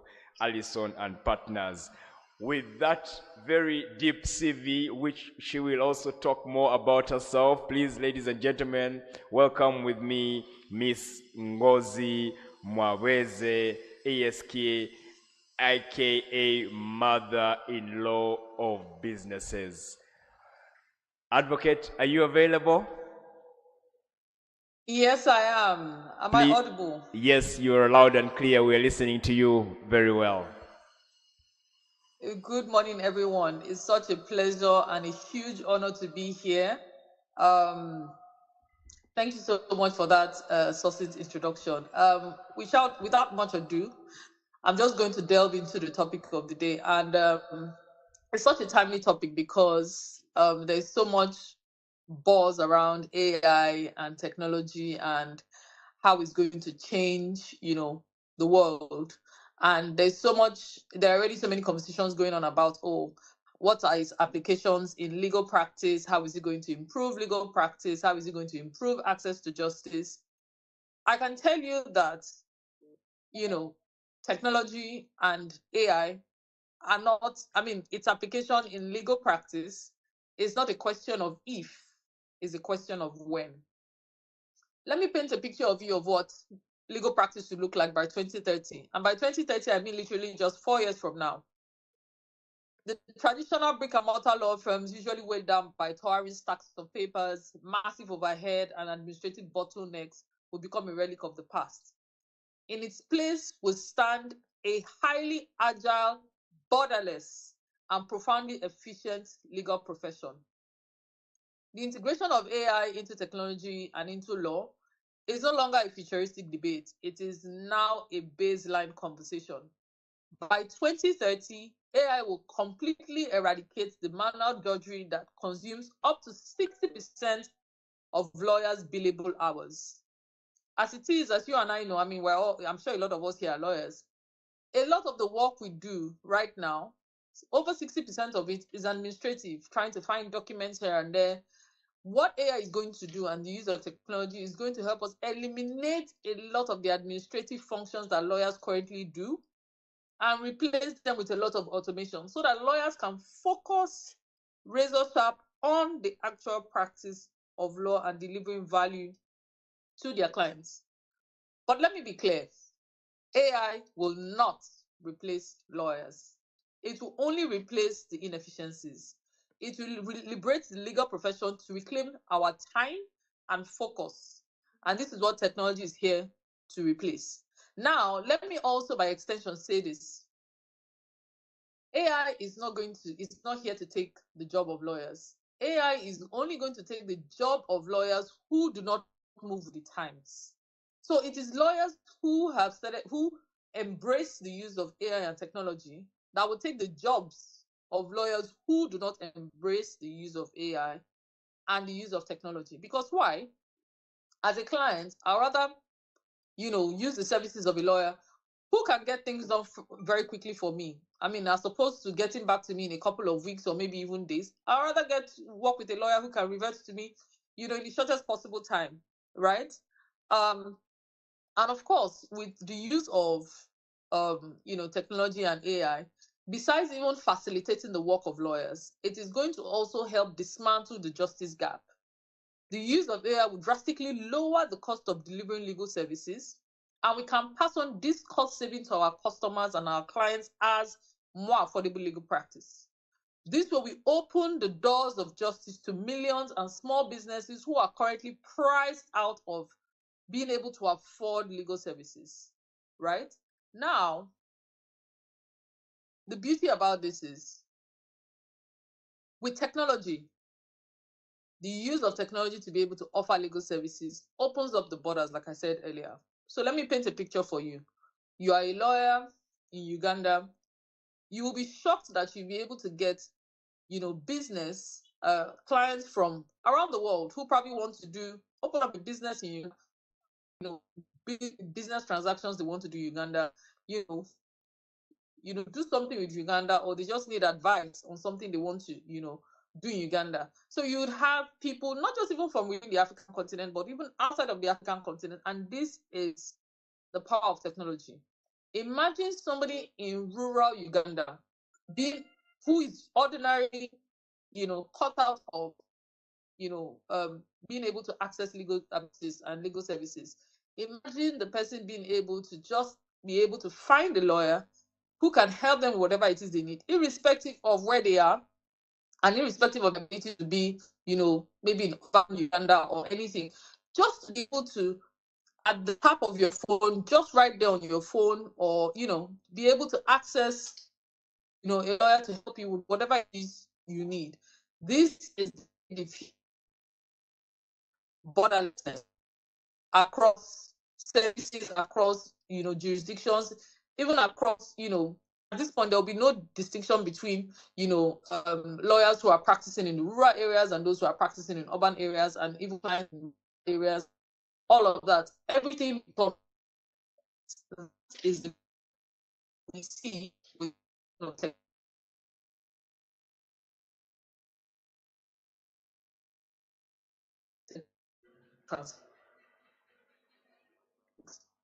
this currently show is $9,000 per lawyer a year, just because of all the how we practice, how we practice law. First thing is, I'm sure we all know this, with AI now, it's faster for you to be able to draft documents, right? Whether it's court processes, letters, contracts, whatever it is you need to do, it's faster. Now, imagine the proficiency of AI plus your own legal knowledge and your own experience as a lawyer. Fantastic duo, fantastic power duo, right? Then imagine case and client management systems where you can not just have a place where you can access your documents from anywhere, anytime, any day, via any device. You will also be able to constantly communicate and deliver reports to your clients so that they can follow through with whatever it is that's happening with the matter that you're handling with them.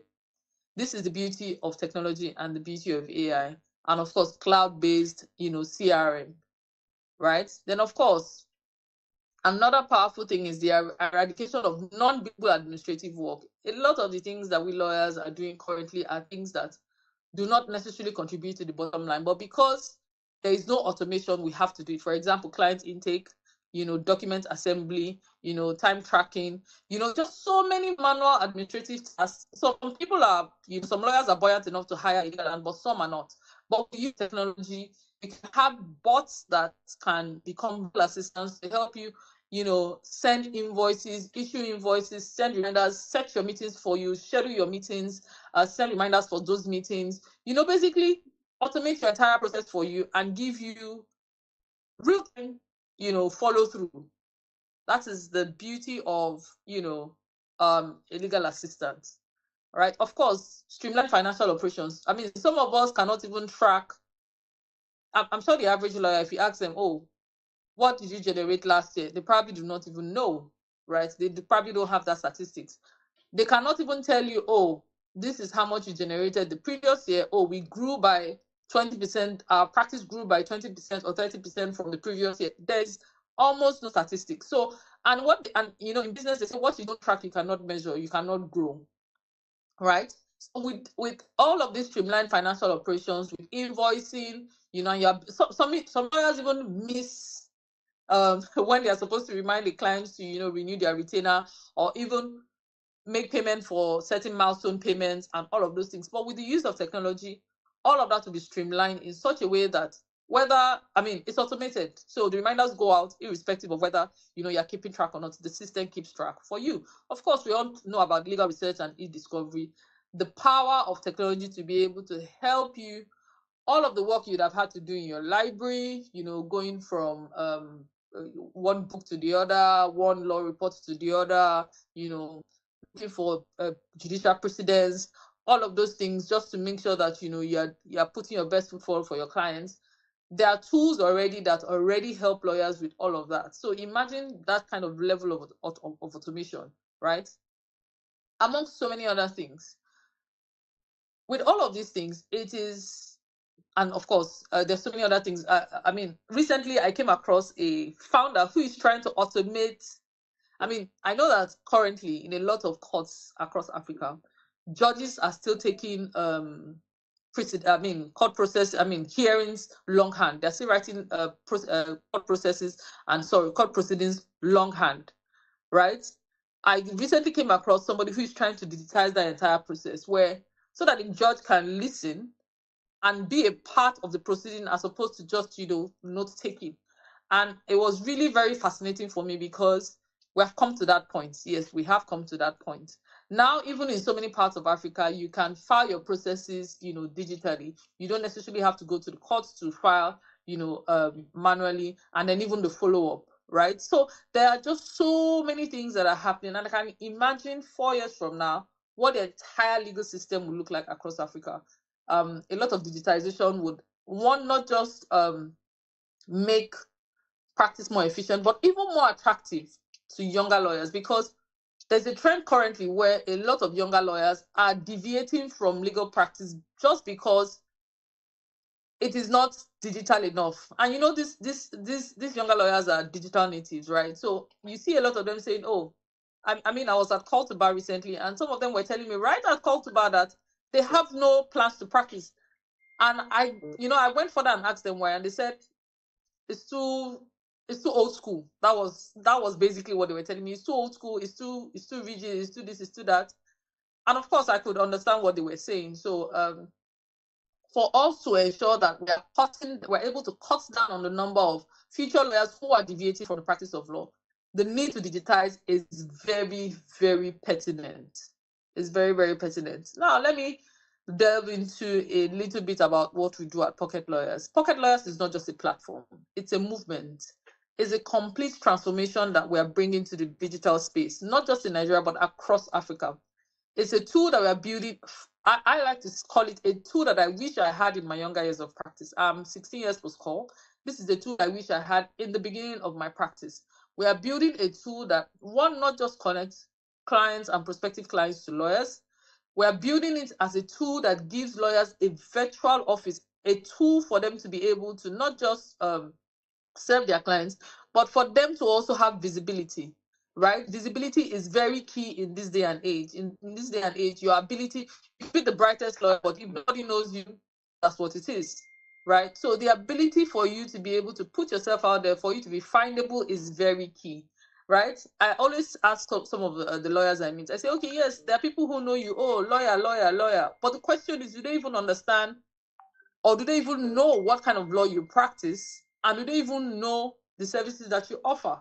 But with our product, you are able to productize the services that you offer, right? You're also able to monetize your skills and your knowledge. For example, we recently built a storefront that allows lawyers to be able to sell your templates. So for example, there may be prospective clients who may not be able to afford your, service consultations and all of that, right? But they will be able to come on there and buy your templates and use it to do whatever it is, they need to get sorted out. Now, we also found out that even besides clients, that lawyers also patronize or need lawyers as much as clients, right? There's so many young lawyers who have reached out to me. Oh, madam, you are very experienced in tech and all of that. And I say, okay, you know what? Now, with this kind of tool, younger lawyers or even lawyers who are not in your area of expertise can buy your templates, buy all of these things, and then that also creates a sort of passive income for you as a lawyer. So the need to be able to open up the law practice and the legal system to ensure that we're also helping lawyers to be able to maximize the opportunities to generate revenue is very key, and it's something that we are taking very seriously at Pocket Lawyers. So I'd like to, at this point, stop here and just say that the question of whether technology is here to stay is no longer a question. It goes without saying. It's not a matter of if, it's a matter of when. the sooner we embrace technology, the better for us as a continent.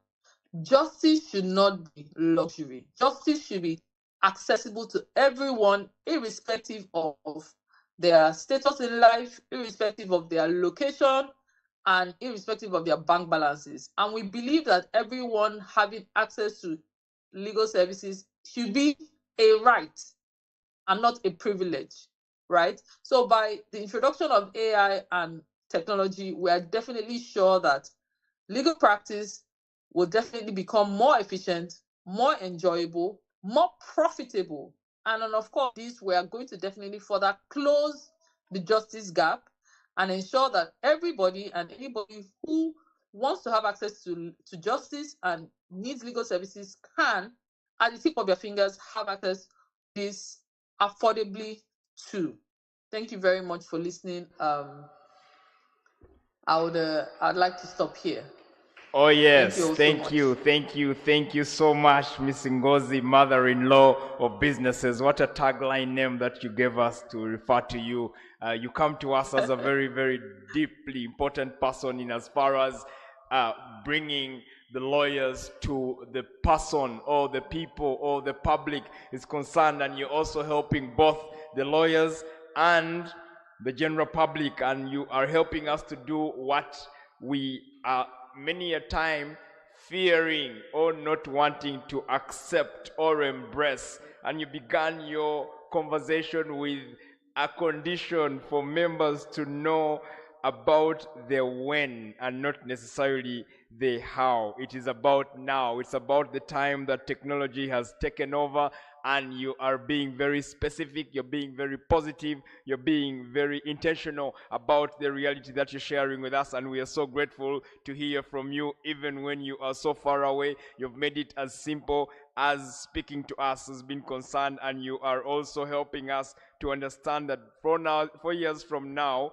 AI is already almost going to eradicate the local aspect of things to do with legal practice. What a very, very deep statement that you're making. And listeners, please beware of what mother-in-law is saying. You know, mother-in-law is a very critical person in anyone's life, especially those that are married. But okay, you don't have to be married to have a mother-in-law per se. You are going to be interacting with an in-law in one place or another, and mother-in-law already means respect. So that is how much we respect your conversation, and we are very grateful that you are telling us about the elimination of the administrative work that comes with legal practice and the things that we always get lost into, administrative work, and things that can easily be done by AI legal tools, because AI won't necessarily replace lawyers, but it will replace the things that lawyers do outside the courts of law. And you're trying to ask us to positively and intentionally concentrate within the courts of law, other than do the work of other, employees. You can imagine secretaries and administrators who should be in position to be taken over, let us assume, by the AI legal tools to do things like accessing documents, delivering reports, and things like setting up meetings and managing your library. Very critical things that every lawyer who is practicing is either aware of or has had one or two encounters with this kind of work. And you are also telling us how important it is for these legal AI tools to be embraced by the courts of law, to ensure that the magistrates or the judicial officers can avail more time and concentration to participate in hearings, in as far as being very, very specific at listening to litigants' cry or concern, as opposed to what we always see them doing, which of course is the local way of doing things, taking notes. So you're asking us to embrace it, and also of course encouraging the different departments of the judiciary to participate in this takeover that is coming not long from now. But also for you to know, we are in a country that has been very positive, and the Uganda Law Society, particularly the Radical New Bar Governing Council, has digitalization as one of its tenets, and we have been in this active business. So we are more than happy to interact with speaker who doesn't need so much of introduction. But before we go to him, would like to thank you from the bottom of our hearts, mother-in-law, for all the effort that you have put in to do this research and share with us your knowledge and also your input, but also your experience. And we pray to God that your business experience, and we pray to God that your business or your endeavors shall be fruitful and make you a better person to ensure access to justice as you continue to practice the rule of law in your country of origin, but also in Africa as a continent. We are so grateful and we wish you the best in your endeavors. We'd like to ask you to continue to be with us, because after the last speaker, we are going to have a moment of question and answer. If you're still available, I'm very sure there is a lot of questions coming in from the different platforms. Kindly stay with us as we introduce an award-winning Ugandan lawyer, an advocate of the High Court and all court subordinates there, Rwanda. He is the CEO of his legal mobile app called Farmeron, which connects people and lawyers together, making access to justice easier. He is also the usual host of his legal YouTube and TikTok channel, Legal News Daily, where he discusses current events happening all over the country and discussing it for the general public through the legal lens. And the other is Legal Tips, where he gives daily tips on how to solve day-to-day challenges of life. And just last year, he was awarded by the Uganda Law Society in recognition of his effort in as far as access to justice is concerned. He was given a Digital Excellence Award for his work on Simply Legal by Terry Kahuma, who is our distinguished guest coming to speak to us. Ladies and gentlemen, please welcome with me Mr. Terry Kahuma.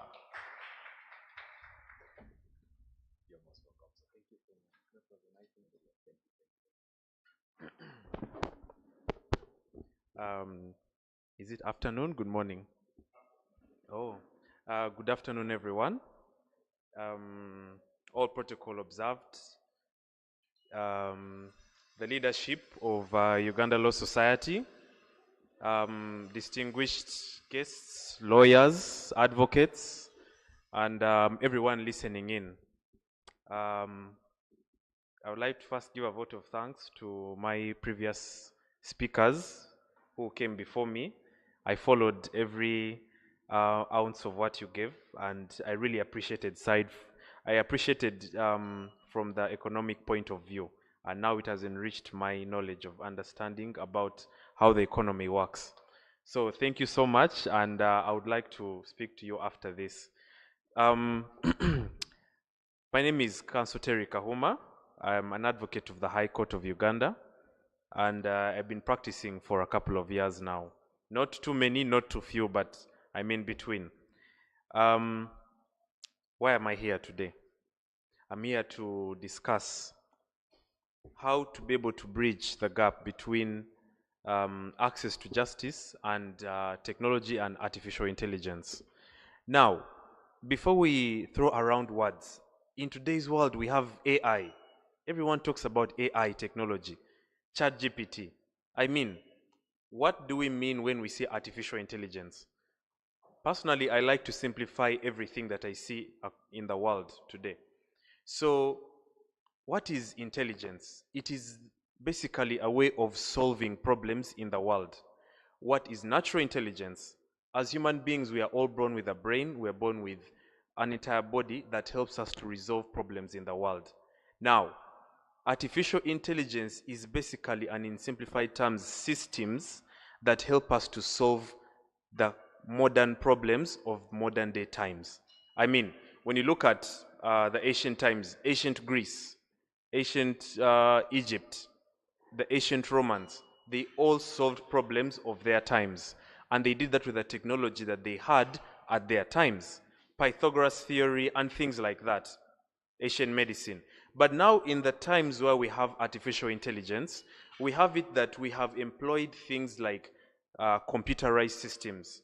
So we have advanced things like Windows, things like iOS, to make and evolve into things like ChatGPT and the rest. Things that are making our day-to-day life possible.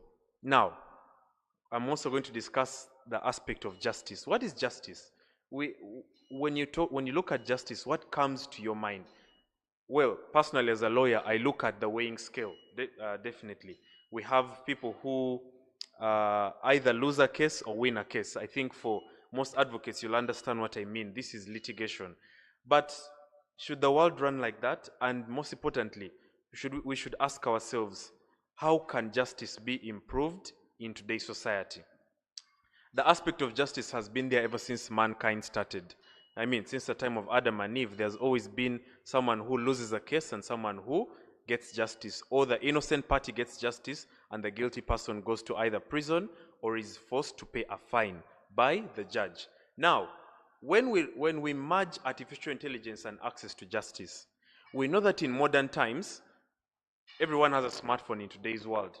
We have Google. Google is going to give us tools that are going to enable us to enrich ourselves with information. Now, in today's world, we think that the most important currency right now is money. Money in today's world ranks at number 3 of the most important currencies. Number 1, we look at attention. Number 2 is also information. But information and attention cannot be moved, or they cannot be removed from each other. But why am I saying this? Because information is what is being sold in today's world.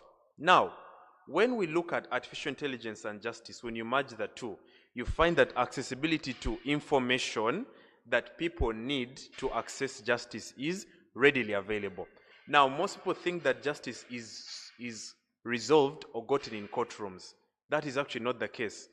In the first place, before a criminal commits a crime, before he commits a felony or a misdemeanor, how does he know what a misdemeanor, or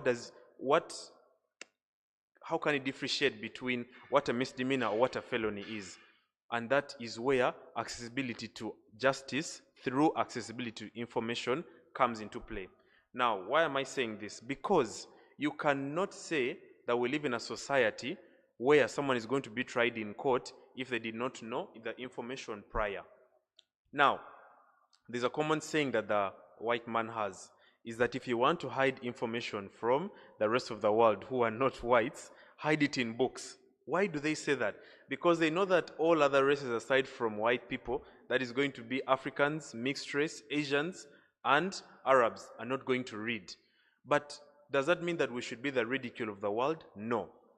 When you look at social justice groups, like in America, you're going to look at the civil rights movement. You're going to look at the Black Lives Matter movement. You're going to look at all of these movements. Why do they come up in particular countries? And why do those individuals know their rights?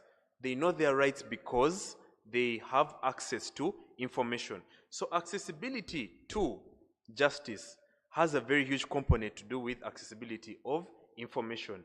And that is where AI tools come in. That is where technology comes in. Anytime I want to Google a case concerning what a cause of action is, I'm going to now go on Google, and then I'm going to type Motorco v. Auto Garage. That is one of the most classic cases that are taught in law school. And that is what forms the baseline of what a cause of action is. For those of you who may not know what a cause of action is, this is basically, what are you going to present in court? What is the judge going to hear on your side about why you're presenting your particular case before your client and before the judicial officer? So how can someone access that? Do I have to run to a library?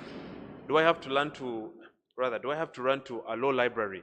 Let's say at Makerere Law Society or UCU Law Society or Law Development Center. No, I can just Google and go to Uganda Legal Information Institute, that is ULI. So where am I coming from with all of this? Artificial intelligence has made our lives easier, and that is where the world is going nowadays. I don't need to get a King's Bench book or a Queen's Bench book to be able to access a case of 1820, which is going to bring out Donohue versus Stevenson's. Now now that we have established the importance of information and AI tools, I'm now going to explain to you how accessibility to justice is made much easier.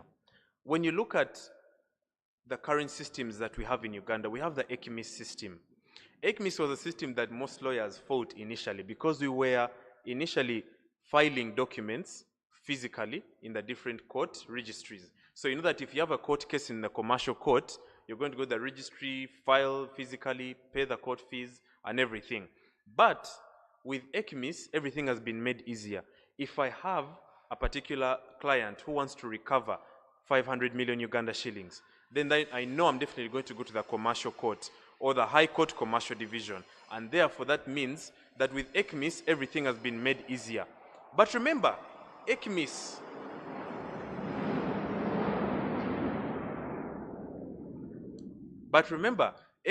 is the court filing system for the judiciary.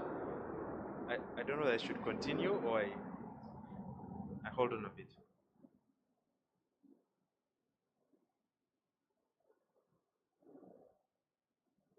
Should I continue? But remember, ECMIS is the court filing system for the judiciary, and therefore that means for the court systems.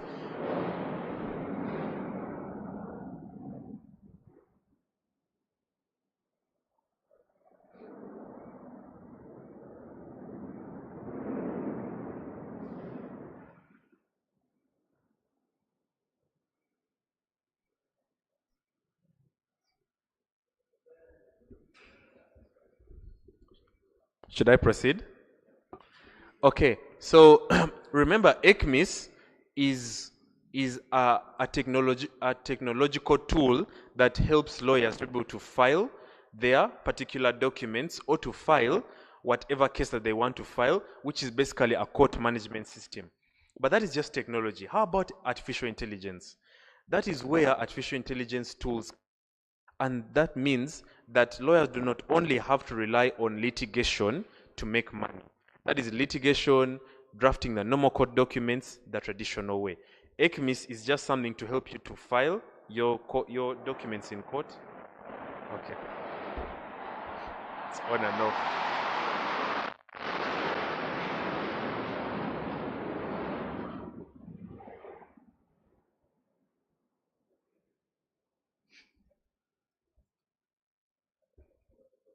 Should I continue? Okay, so that is where artificial intelligence tools come in. Now, I'll give myself an example. So when I came out of law school, that was around the time of COVID-19, when we were just coming out of the lockdown.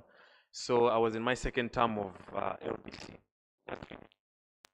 And you don't know what to do with your life. Is this on? Okay, so at that point you don't know what. Okay, how can I make people learn the law? How can I increase accessibility to justice with what I have? At that point I had no money. I was still a student, so I said, okay, let me just do what is in my power. So I said, okay, I looked at my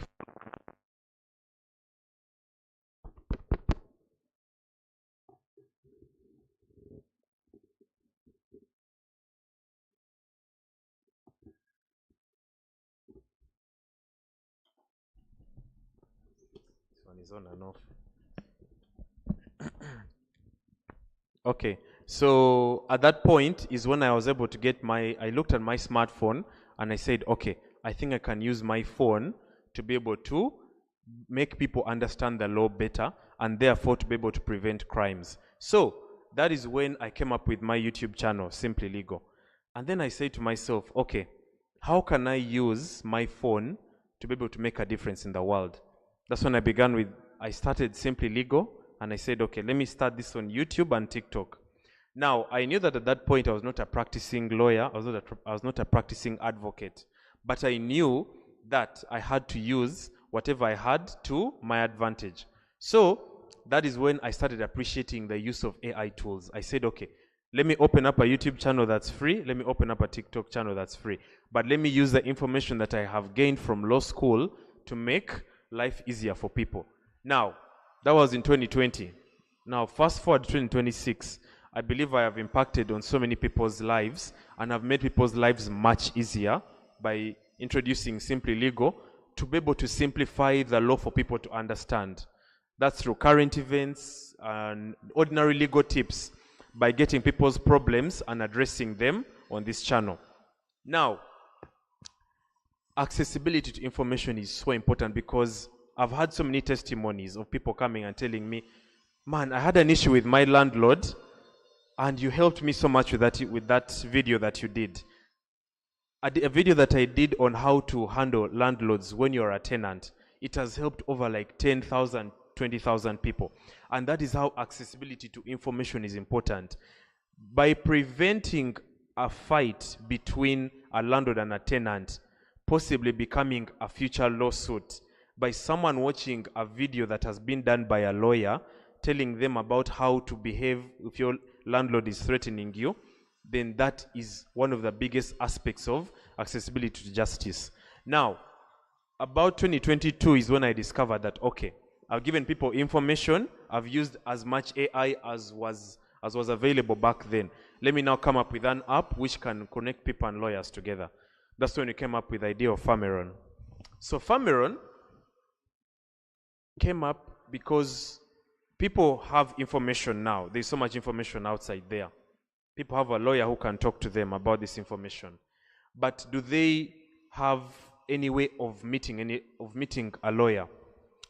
When you look at the older generation, people who are 45 and above, no one wants to go to,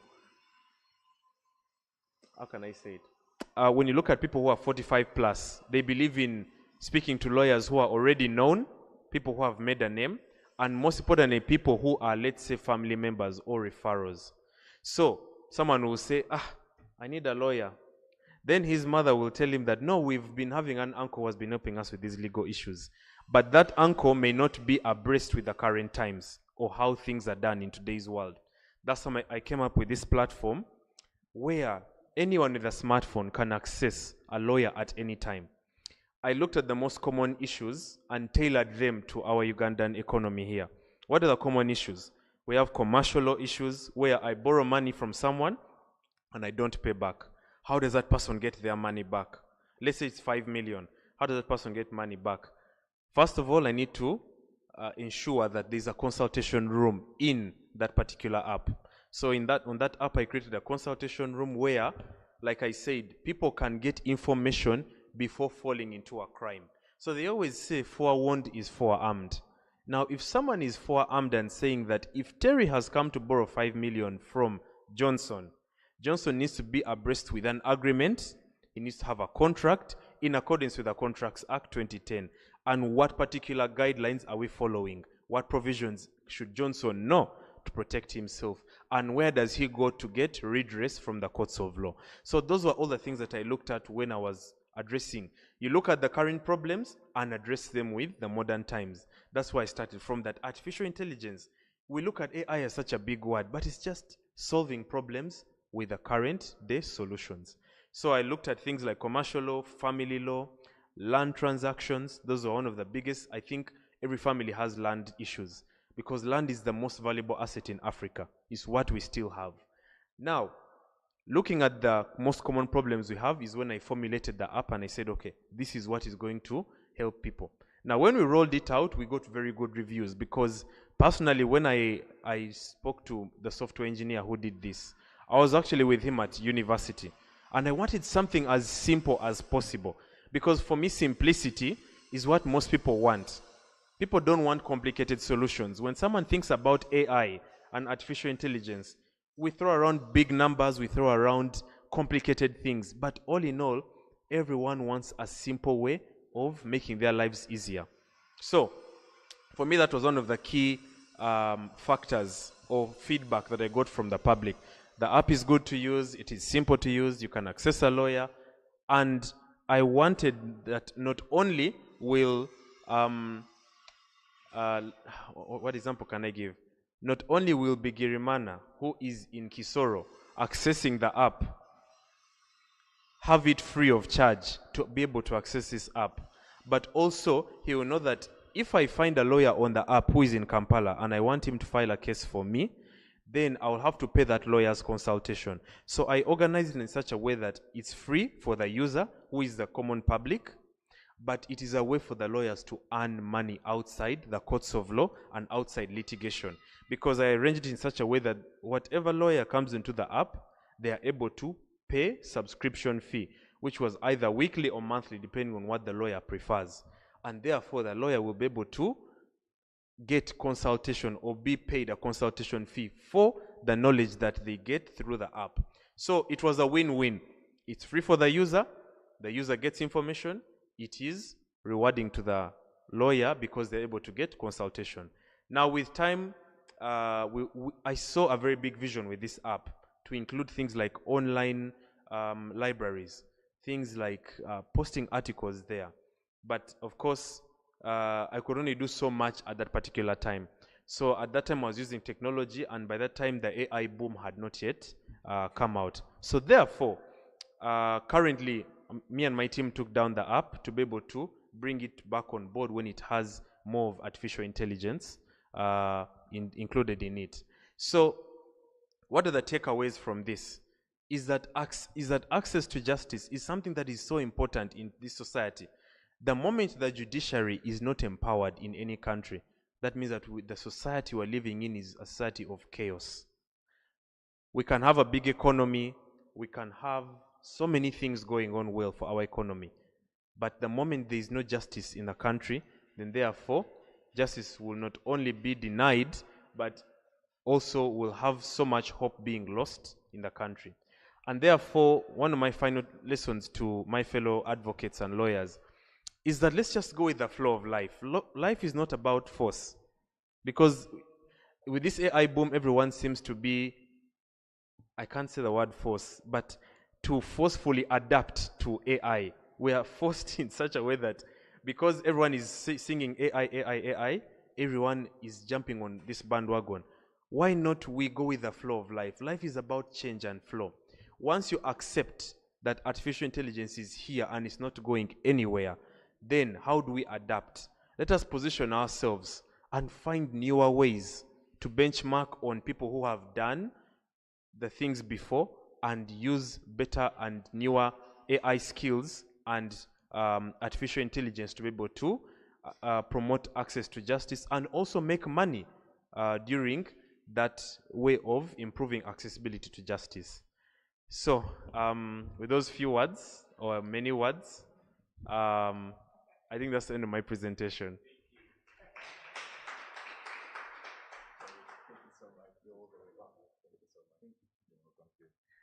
Wow, a round of applause for a very innovative brain in Terry Kahuma, who has elucidated us with a lot of information in a very summary manner. That for us is supposed to be the take home for the day. After all has been said and done, we're asking ourselves, remember the story about the chicken?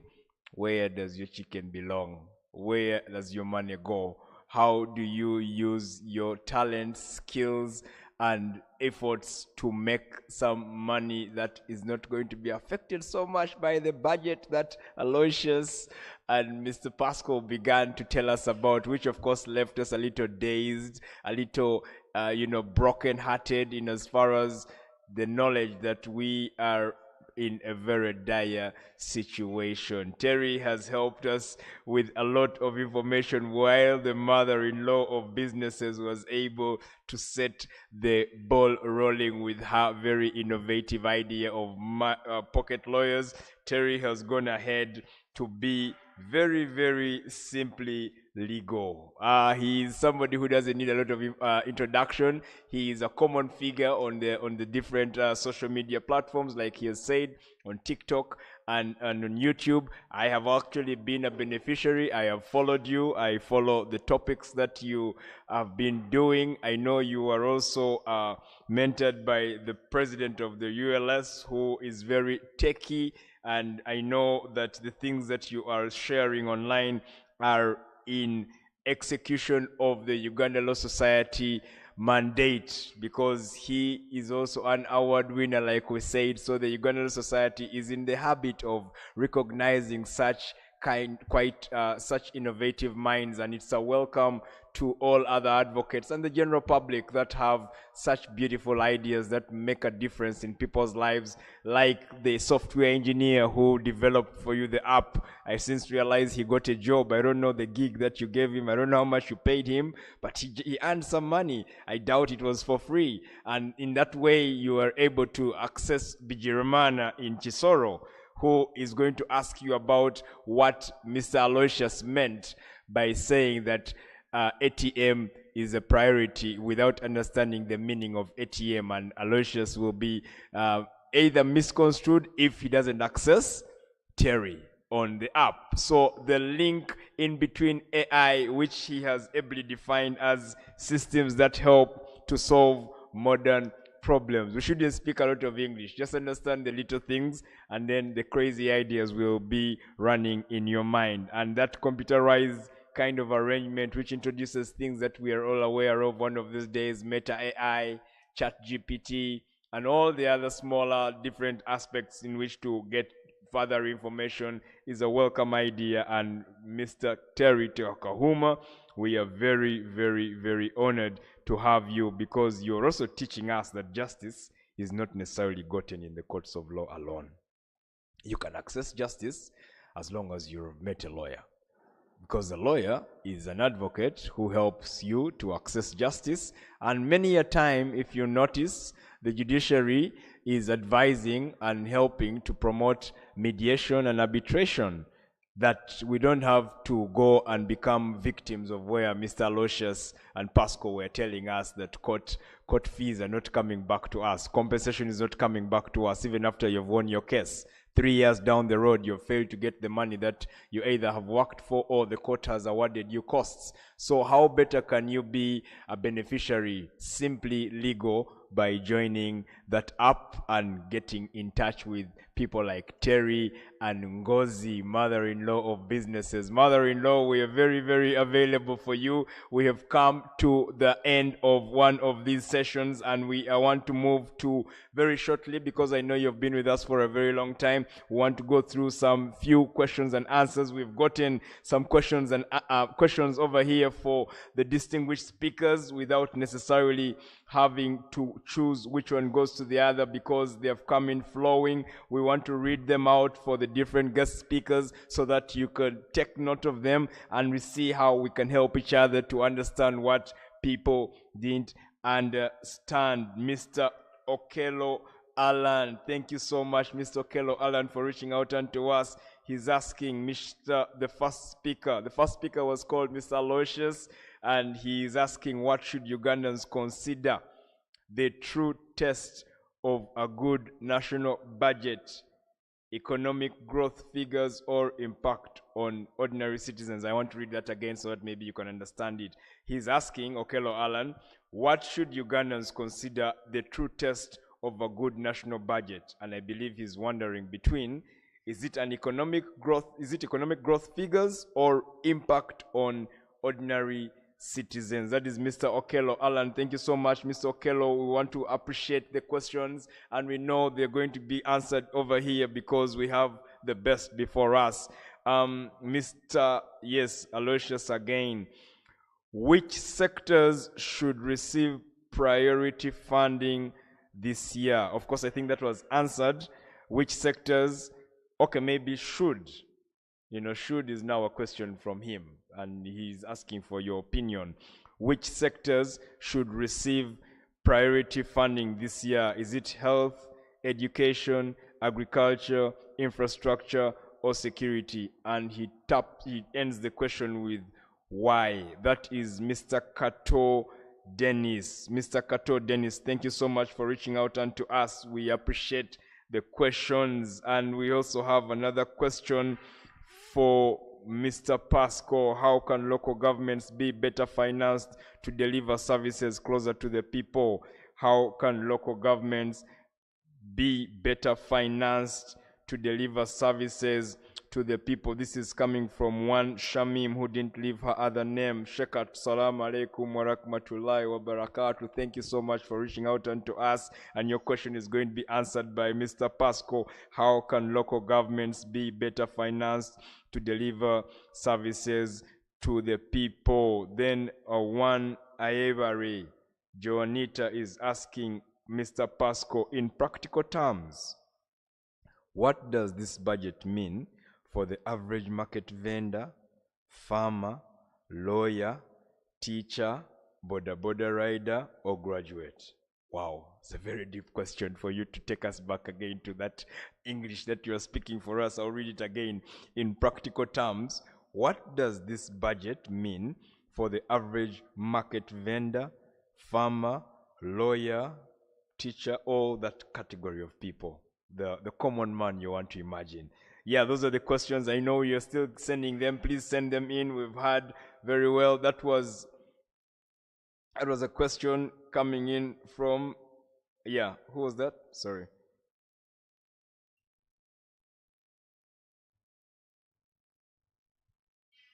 Okay, thank you.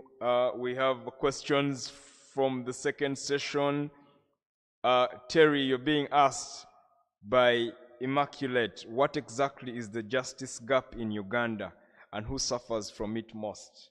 What exactly is the justice gap in Uganda and who suffers from it most? And also asks this another question, can AI genuinely improve access to justice, or will it mainly benefit urban elites and large law firms? It's a good question, I want to imagine, especially when you hinted on the Kisoro example. Can AI genuinely improve access to justice, or will it mainly benefit urban elites and large law firms? Yes, Miss Mother-in-law, are you still there with us? We're asking a question from so far away. How prepared is Nigeria's legal profession to adapt to the digital future? How prepared is Nigeria's legal profession to adapt to the digital future? That is coming from Ibrahim. Ibrahim is asking that question. And then the other question is, what opportunities does AI create for young lawyers and law students entering practice? What opportunities does AI create for young lawyers and law students entering practice? I will take that for now. If everybody has received a question, you're going to be kindly requested to activate the microphone before you. If you can pull this one closer to you, sir. But maybe, I don't know, is mother-in-law online? Mother-in-law, are you with us? Yes, I am. Or did you hear the Yes, I am. questions? I'm here. We would like to begin with her. I hope it's okay for the Yes, I am. gentleman. Yes, I heard. Yeah, are you able to take them on, please? Yes. I heard the questions. Thank you. Yes. So the first question was asking, how prepared is Nigeria to take on the new normal, that is embracing technology and AI? And the answer is, I would like to answer it this way. The way things are going, whether you're ready or not, you will be forced to join the train. Okay. It's either you jump on the train or the train leaves you behind, right? So, but that aside, Nigeria is moving very quickly, right? There's a lot of adoption that is happening. For example, I can tell you one thing that was recently introduced. The Nigerian Bar Association now created a system where lawyers now have digital seals, right? Lawyers now have digital seals. So before now, you had to apply to get, physical seals, and then when you run out of it, you have to apply. Sometimes it takes a very long time, and then you are, sending out contracts and all of those things without your seal. But now, with the digital seal, you don't have to apply. You can apply your seal on, numerous documents without all of that. And then Right now, even in some states, you can file court processes digitally, right? So many of these things are already starting to happen in different states, in pockets, and all of that. And right now, even as I speak to you, what I mentioned earlier about somebody who is trying to build a solution for judges to be able to take notes digitally. I mean, I recently found out that there are some judges who have adopted those systems in their own courts, although it hasn't been ratified or it's not something that is applicable generally. But there are some judges who are forward thinking and have started using those tools to help them digitize court hearings, right? So that they can focus on attending to the matters. And of course, it also helps them expedite how quickly they're able to, write their judgments, and then even after judgment is given, how quickly you're able to also access these things, because I mean everything is digital. Nobody really has to type it anymore because everything is digitized. So why I'm saying this, because just to show you that it's creeping in little by little. Yes, people are adopting it and adapting to it. Even the older generation of lawyers, I mean, even these judges, a lot of these judges that I mentioned are judges well over 20-25 years post-call experience, right? So you would see that, yes, it is taking over gradually. And I dare say that the rate at which it is catching up is increasing as the years go by, especially now with artificial intelligence and all of that. So yes, Nigeria is prepared, and then we're moving. And I know also across Africa, there is a lot of reception around technology and so yes, this is, and of course, which is also one of the reasons why we're working very closely with the Ugandan Law Society. All things being equal, we are in the final stages of finalizing our competition with the Ugandan Law Society, so that this tool can be something, that's our tool, the Pocket Lawyers tool can be something that everybody in Uganda can have access to be able to digitize their practice end to end, and for the citizens of Uganda to also have access to, lawyers and access to justice. So, yes. Thank you. I hope I answered that question. Oh, yes, you did answer it with simplicity, and you've made it possible for us to appreciate that Uganda and Nigeria are not far away from each other, and that anticipation of the continued partnership leaves us in a lot of hope. So thank you so much, mother-in-law. We appreciate and would like to, in a very short time, if you would just squeeze in your answers to summarize them, because I know we're all running out of time. Another question came for Mr. Aloysius from Joshua Mugumya, who begins with agreeing with you and saying, I agree with Aloysius. We are really lagging behind in tourism, yet we have a lot to showcase. My question, though, is about the sovereignty bill. If the bill is passed, won't it further dwindle down our economy and cause an increase in taxes, since cash flow will be low? Is that clear, sir? Yeah, it's a tricky question. It's a hot cake, So here you go. You thought you would survive it. Let us continue. There is another question from Miss Nafula Diana, asking the lecturer. Okay, thank you for being attentive, Miss Nafula Diana. What is the process behind budgeting? Is civil society ever involved in the process? Is that clear, sir? But I think what we can do is try to mix it up as you're giving your parting shots as well. Kindly bear in mind the questions that have come in, because they're cutting across, and please summarize as much as you can. And then Mr. Terry Kahum, I think, will have the questions later. Hope it's okay, Mr. Terry. Okay. Thank you very much, Okel. Your question, I was supposed maybe let me just start by saying, did you participate in the tax processes? Did you participate in the budget processes from where you are residing?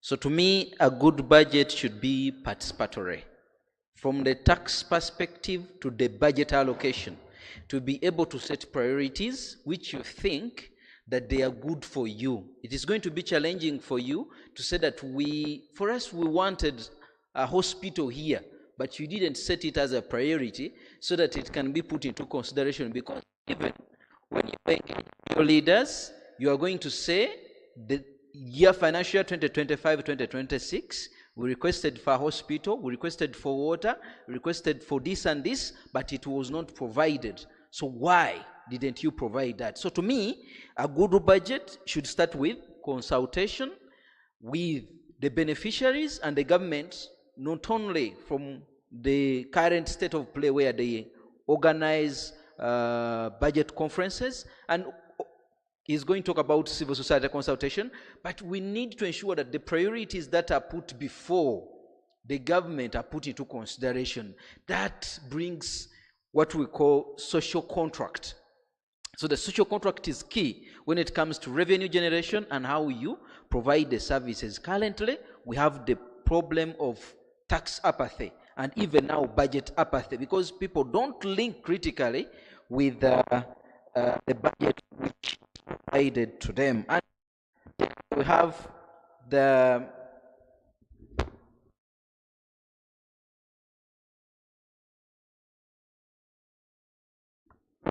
know that the national the NDP for now, and then the tenfold program, they are all aligned with the NRM manifesto. So it means that what the manifesto is going to be implemented alongside the national government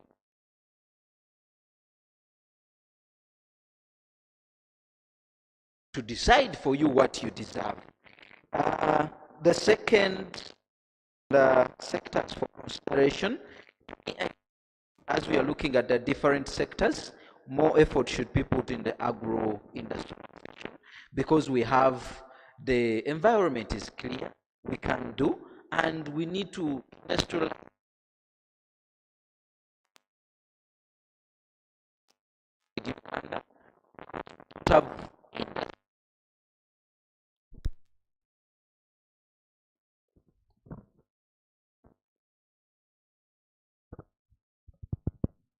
to me, I think to bring out we need to support agro-industrialization, because it has a number of opportunities, from the aspect of giving people employment, but also even helping us to create a backward and forward linkage and creation of industries. There is a huge opportunity for us as Uganda to use agriculture as a tool or a source of revenue for our country. So where we should put more in the agricultural sector, because someone who is going to control food in this world to come is going to control almost each and everything, and that is the battle we have. The other sector should be mining, because it is another source of revenue. Worldwide raw materials are needed, and to me, I think if we put a reasonable investment in the mining sector, extractive industry, we will be in position to generate more, and we should ensure that there is mineral beneficiation or value addition in the mining sector for us to be able to generate more revenue due to the demand for the raw materials in the mining sector, and the industrial development when it comes to energy transition, all related to extractive sector and the critical minerals. In terms of the enablers, as the government indicated, security is key. Maybe the problem might be on the aspect of what you don't know what is going on there, but in terms of security, to be able to be productive, we need to put money there, and I do second the government. Maybe the challenge is on the accountability, where you cannot see what was purchased and how much. And human capital development, we need labor, we need technical expertise in all fields which you can talk about. And I remember when we were trying to engage on ensuring that Uganda should set a minimum wage, some of the argument was that we don't have experts who can be fit into what you can call a minimum wage. So to me, I think if we can put money in the human capital development, because that's where we find issues of health, issues of education, issues of wash, among others. So we need an health community. To me, I think if money is put in the health sector, if you move to Mulago, if you move to any public hospital and you find medicine and you find services, to me, I think it would have been better to use referral hospitals for referral purpose, and other services down there, the health centers, 2, 3, 4, should do the service and making sure that drugs are there. In terms of education, my brothers and sisters, if you are in Kampala, you can think that the education sector is good, but if you go down there and you get the picture of what is happening, you might find that we still need a lot to support the education sector to get the best of it when it comes to the knowledge. I'm ending with the sovereignty bill.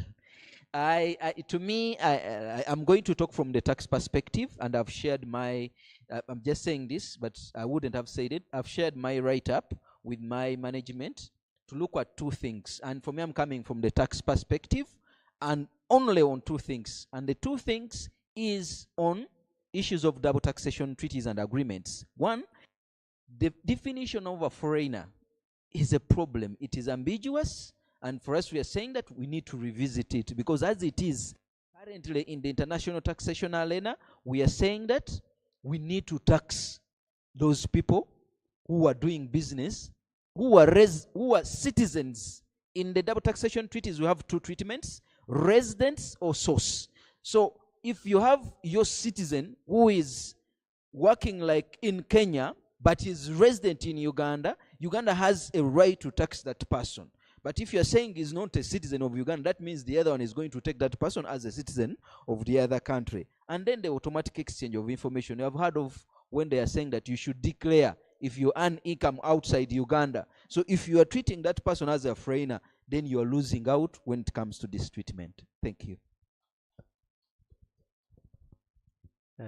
Thank you very much. I had 3 questions. One was from Shamim. How can local governments be better financed to deliver services to people? Yeah, it is an important question, especially for local governments. We've seen over the years local governments are not well financed. Actually, when you look at the numbers, local governments usually take about 10% of the entire budget, around 8 to 10%. But the biggest problem in local governments is that local governments are keen in service delivery. They deliver primary education. The health are in local governments, culture, services at local governments. But when it comes to financing, it does not reflect those key responsibilities they have.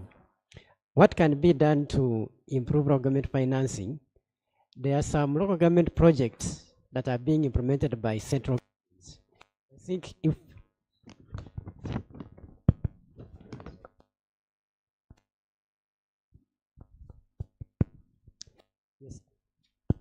one of the things that can be done to improve local government financing and service delivery is give local governments more power. There are some projects that are supposed to be at local governments, but you find they are being implemented by ministries.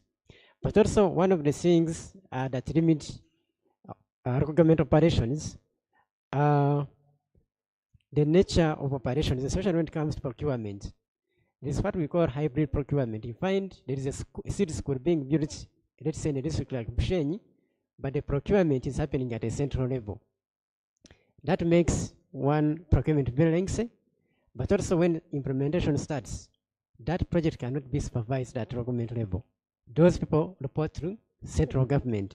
You are building a school at the local government level, but you report to the ministry. Why shouldn't we make the local governments in charge of procurement so that they can supervise these contractors? Some of the projects that have failed, where you find work is not very good, those contractors come from central governments. Also, when the project ends and they submit it, they hand it over, there is no budget for operation and maintenance. So you build a school, you finish it, or a road, but because it was contracted by the central government, the local government has not allocated money to maintain it. So the project dies a natural death. Then the issue of staffing, in local governments, money should be given to improve staffing at local governments. Some of the units in local governments are not staffed. The good example here, like agriculture, is extension services. We have about 4,000 extension workers in Uganda, and we have 2,000 extension workers. Those are at local government level. but also health facilities that are at local governments are not well equipped. Local governments themselves, the administration, you find they don't have some key stuff like health department, and that affects service delivery. So if we can transfer projects that are supposed to be implemented by local governments to local governments instead of central governments, change the procurement modalities, let projects that are happening at local governments be procured by local governments, and improve staffing, I think we can have an improved service delivery. The hardest question I got was, in practical terms, what does this budget mean for an average Ugandan, an average farmer, an average lawyer, an average market vendor? I'm going to answer it in two terms. The budget has two sides, the expenditure side and the income side. On the expenditure side, there are some opportunities, especially for the common person. Money has been put in areas like parish development model, agriculture credit facility, the GROW project, the youth livelihood program, and those programs are meant to benefit the kind of people that Ivory was referring to. They can access PDM, they can access agriculture credit facility, they can access, the women that are in business can access money from the GROW project, the youth can access the youth livelihood program funds, and undertake some ventures that can improve their incomes or livelihoods. On the other side, the income side, when we talk about the taxes, there are some taxes that have been introduced that may affect this common person we are talking about. The taxes on fuel are likely to put pressure on prices in the country. Starting 1st July, every liter of petrol you buy is going to be charged 1,750 shillings per liter. So if you buy a liter of fuel at 5,000, you're paying about 35% in taxes. Taxes on cement, lime, adhesives, taxes on border registration from 200 to 500,000, an increase of 300. So someone who's planning to buy a border or buy these bikes to deliver their commodities in the market, a market vendor, they have to pay an extra 300,000 on first registration. On their side, those that have low incomes, there has been a relief on payee. Now, the thresholds have been increased from 230 to 330,000. So, if there is anyone, the security guards are the ones that are in that category range, they are going to have some relief on the taxes they are going to be paying. So, what the budget means, there are some opportunities that it is creating, but on the income side, there is some tightening. So, there is need for us to plan. The last question was on the process of behind budgeting, and do CSOs ever get involved? I don't want to use technical terms to talk about this process, but they are like 4 processes or stages. One is consultations. The budget starts with consultations. The finance goes into the field and consults people. After that, there is formulation of the budget, where they write the budget documents and then take them to Parliament for review and approval. So that stage is the review and approval by Parliament, and that is where the CSOs come in. At the consultation stages, where we go with Minister of Finance and consult, but also at the review stage, we go to Parliament and give our inputs during the review of the budget documents. Then there is the execution stage. Once the budget has been approved, 1st July, we start executing, spending. Then there is the monitoring part, where the OPM, the Auditor General's Office, starts now monitoring how the budget has performed. Across all those stages, the CSOs are invited to participate. Yes, that's what I can answer in short and simple terms. Thank you.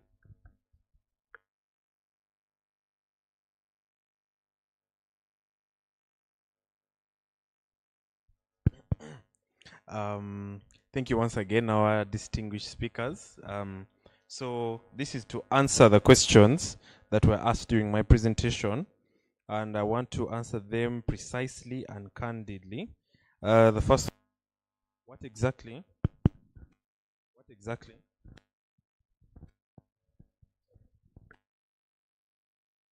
So the first one is, what exactly is the justice gap in Uganda and who suffers from it most? So the justice gap is the distance between people who need the justice and those who are able to access the justice. Now, when you ask about the justice gap, we live in a society of the rich, the poor, and the middle class. Everyone has problems, whether you're Donald Trump, whether you are Terry Kahuma, and whether you are Bigirimana in Kisoro. Now, Donald Trump and Terry Kahuma may have the money to be able to afford a nice lawyer. If at all, let's say unfortunately, you are driving drunk while you're coming from Bandali Rise and you ended up knocking someone's child. When you knock that person's child, whether the child died or not, you are going to have to face justice in the courts of law. But if Bigirimana knocks a child in Kisoro or even in Kampala, does he have the money to access that justice? Because you cannot remove the element of money and finances from accessibility to justice. So that is how some of these AI tools and technological advancements come in, stating that the AI gap is there, the common man suffers from it most, and this is how simplicity of AI tools comes in to make sure that Bigirimana or Okello, who is in Arua or who is on the border of Adjumani and let's say Sudan, is going to access justice. If at all Okello in Arua knocked that same child in this example and knocked a child per se in Gulu, if he does consultation with a lawyer and says, look, the honest truth is that I don't have money, but I'm able to look for whatever operational money can facilitate this case, and I present my case very well, perhaps I can get a lesser sentence. So these AI tools come in to bridge that large gap, in that if Donald Trump can afford the best law firm in the world, or Terry Kauma can afford the best law firm in Uganda, Bigirimana in Kisoro or Okello, who is in Arua, can be able to afford at least some semblance of either consultation or getting, or I mean, even just in the current environment we're in, Uganda Law Society, there's so many times Uganda Law Society has provided services. So if most people don't even know of the existence of Uganda Law Society, yet it has been there for so many decades now, for 70 years, even older than Uganda itself. So if Okello from Arua or Gulu knows that Uganda exists, then he knows that, okay, I can try to contact a lawyer in ULS who can provide some semblance of justice, or the judge can hear me out. But how will he know about Uganda Law Society? That's where his smartphone comes in with AI tools. He just Googles lawyers in Uganda, and the tool in Google is going to bring Uganda Law Society, or it can bring the Fameron app, or it can bring Terry Kahuma or any other lawyer. And then he can contact Counsel Mubiru. Mubiru can help him to be able to get some semblance of justice. Then number 2 is that, can AI genuinely improve access to justice, and will it mainly benefit the elites and larger law firms? I think it feeds into my earlier explanation. Okay, I think I need to answer this question in a more humanitarian perspective. Life will never be fair. It has never been, it is not, and it will never be. Now, large law firms definitely have an edge over the smaller law firms or smaller lawyers. You cannot take away a winner. You can't take someone who has experience and someone who has better access to resources than you. Now, when you ask does AI genuinely improve access to justice? Yes. Will it mainly benefit the elites? No. Because personally, I'm not an elite, but I have gone through situations where I have been able to access services or even clientele that ordinarily would have gone to big law firms. But because in the past I used this, just a mobile device, to be able to disseminate information to people, that means it kind of levels the playing field in a way. So, a client from Luxembourg wants to access or wants to do a leasehold agreement here in Uganda, or wants to lease land in Uganda. Is he going to have to first look for the biggest law firms in Uganda? No. He doesn't have to look for KAA. He doesn't have to look for all these other big law firms. Not that they are good, they are the best for a reason. But that same client from Luxembourg will, if someone puts themselves out there through the use of AI skills and is able to put himself out there as a young lawyer, whether he's in Ajuma, whether he's in Kisoro, whether he's in Masindi, whatever it is, that person will, if the large law firm is at a 90% leverage, at least AI tools put this young lawyer or whatever lawyer at a 65% increment. So at least the playing field is kind of leveled. So to answer your question is that AI doesn't necessarily benefit only the elites. This very smartphone came in to level the playing field for everyone in the world. So therefore, there is actually no excuse as to why someone would lack work in today's world. So I answer that.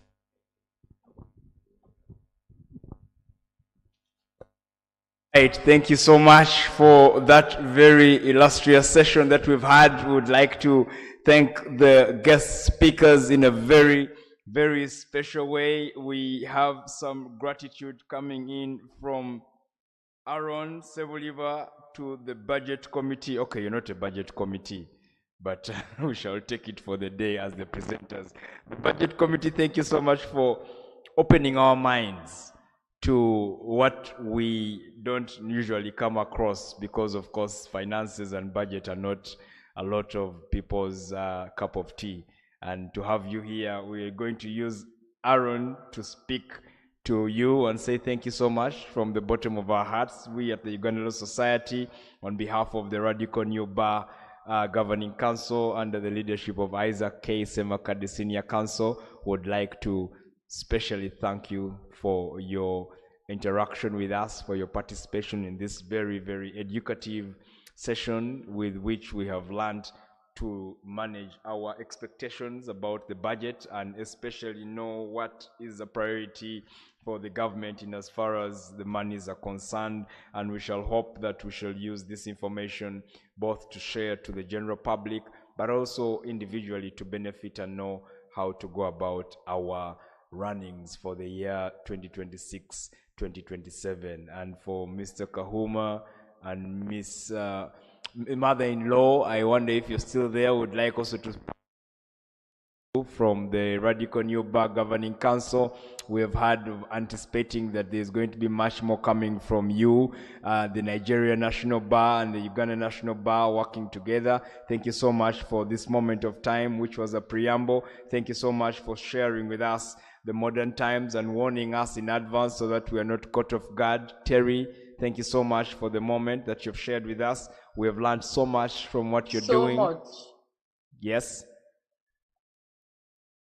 Yes, mother-in-law. Thank you so much for having me. Thank you so much. You're most welcome. Thank and you most so much. obliged. It's an honor. We would like to thank you, and we've come to the end of this session. Thank you so much, our dear lawyers and the general public, for the moment that we've spent together. We look forward to seeing you again next Thursday, same time, with another more intriguing topic, or topics for that matter. And we thank you for always joining us and standing with us. This is the Radical New Bar. We're very grateful. Thank you so much to the organizers, to the media, to the IT department, and everybody else. We don't have to say thank you all the time to each of them, but there's no other way to thank you for bringing this to fruition. We normally end the day with a picture moment where we take a picture with the guest speakers as the hosts, so as to have them in the record, and would like to request you to come up with us before this side.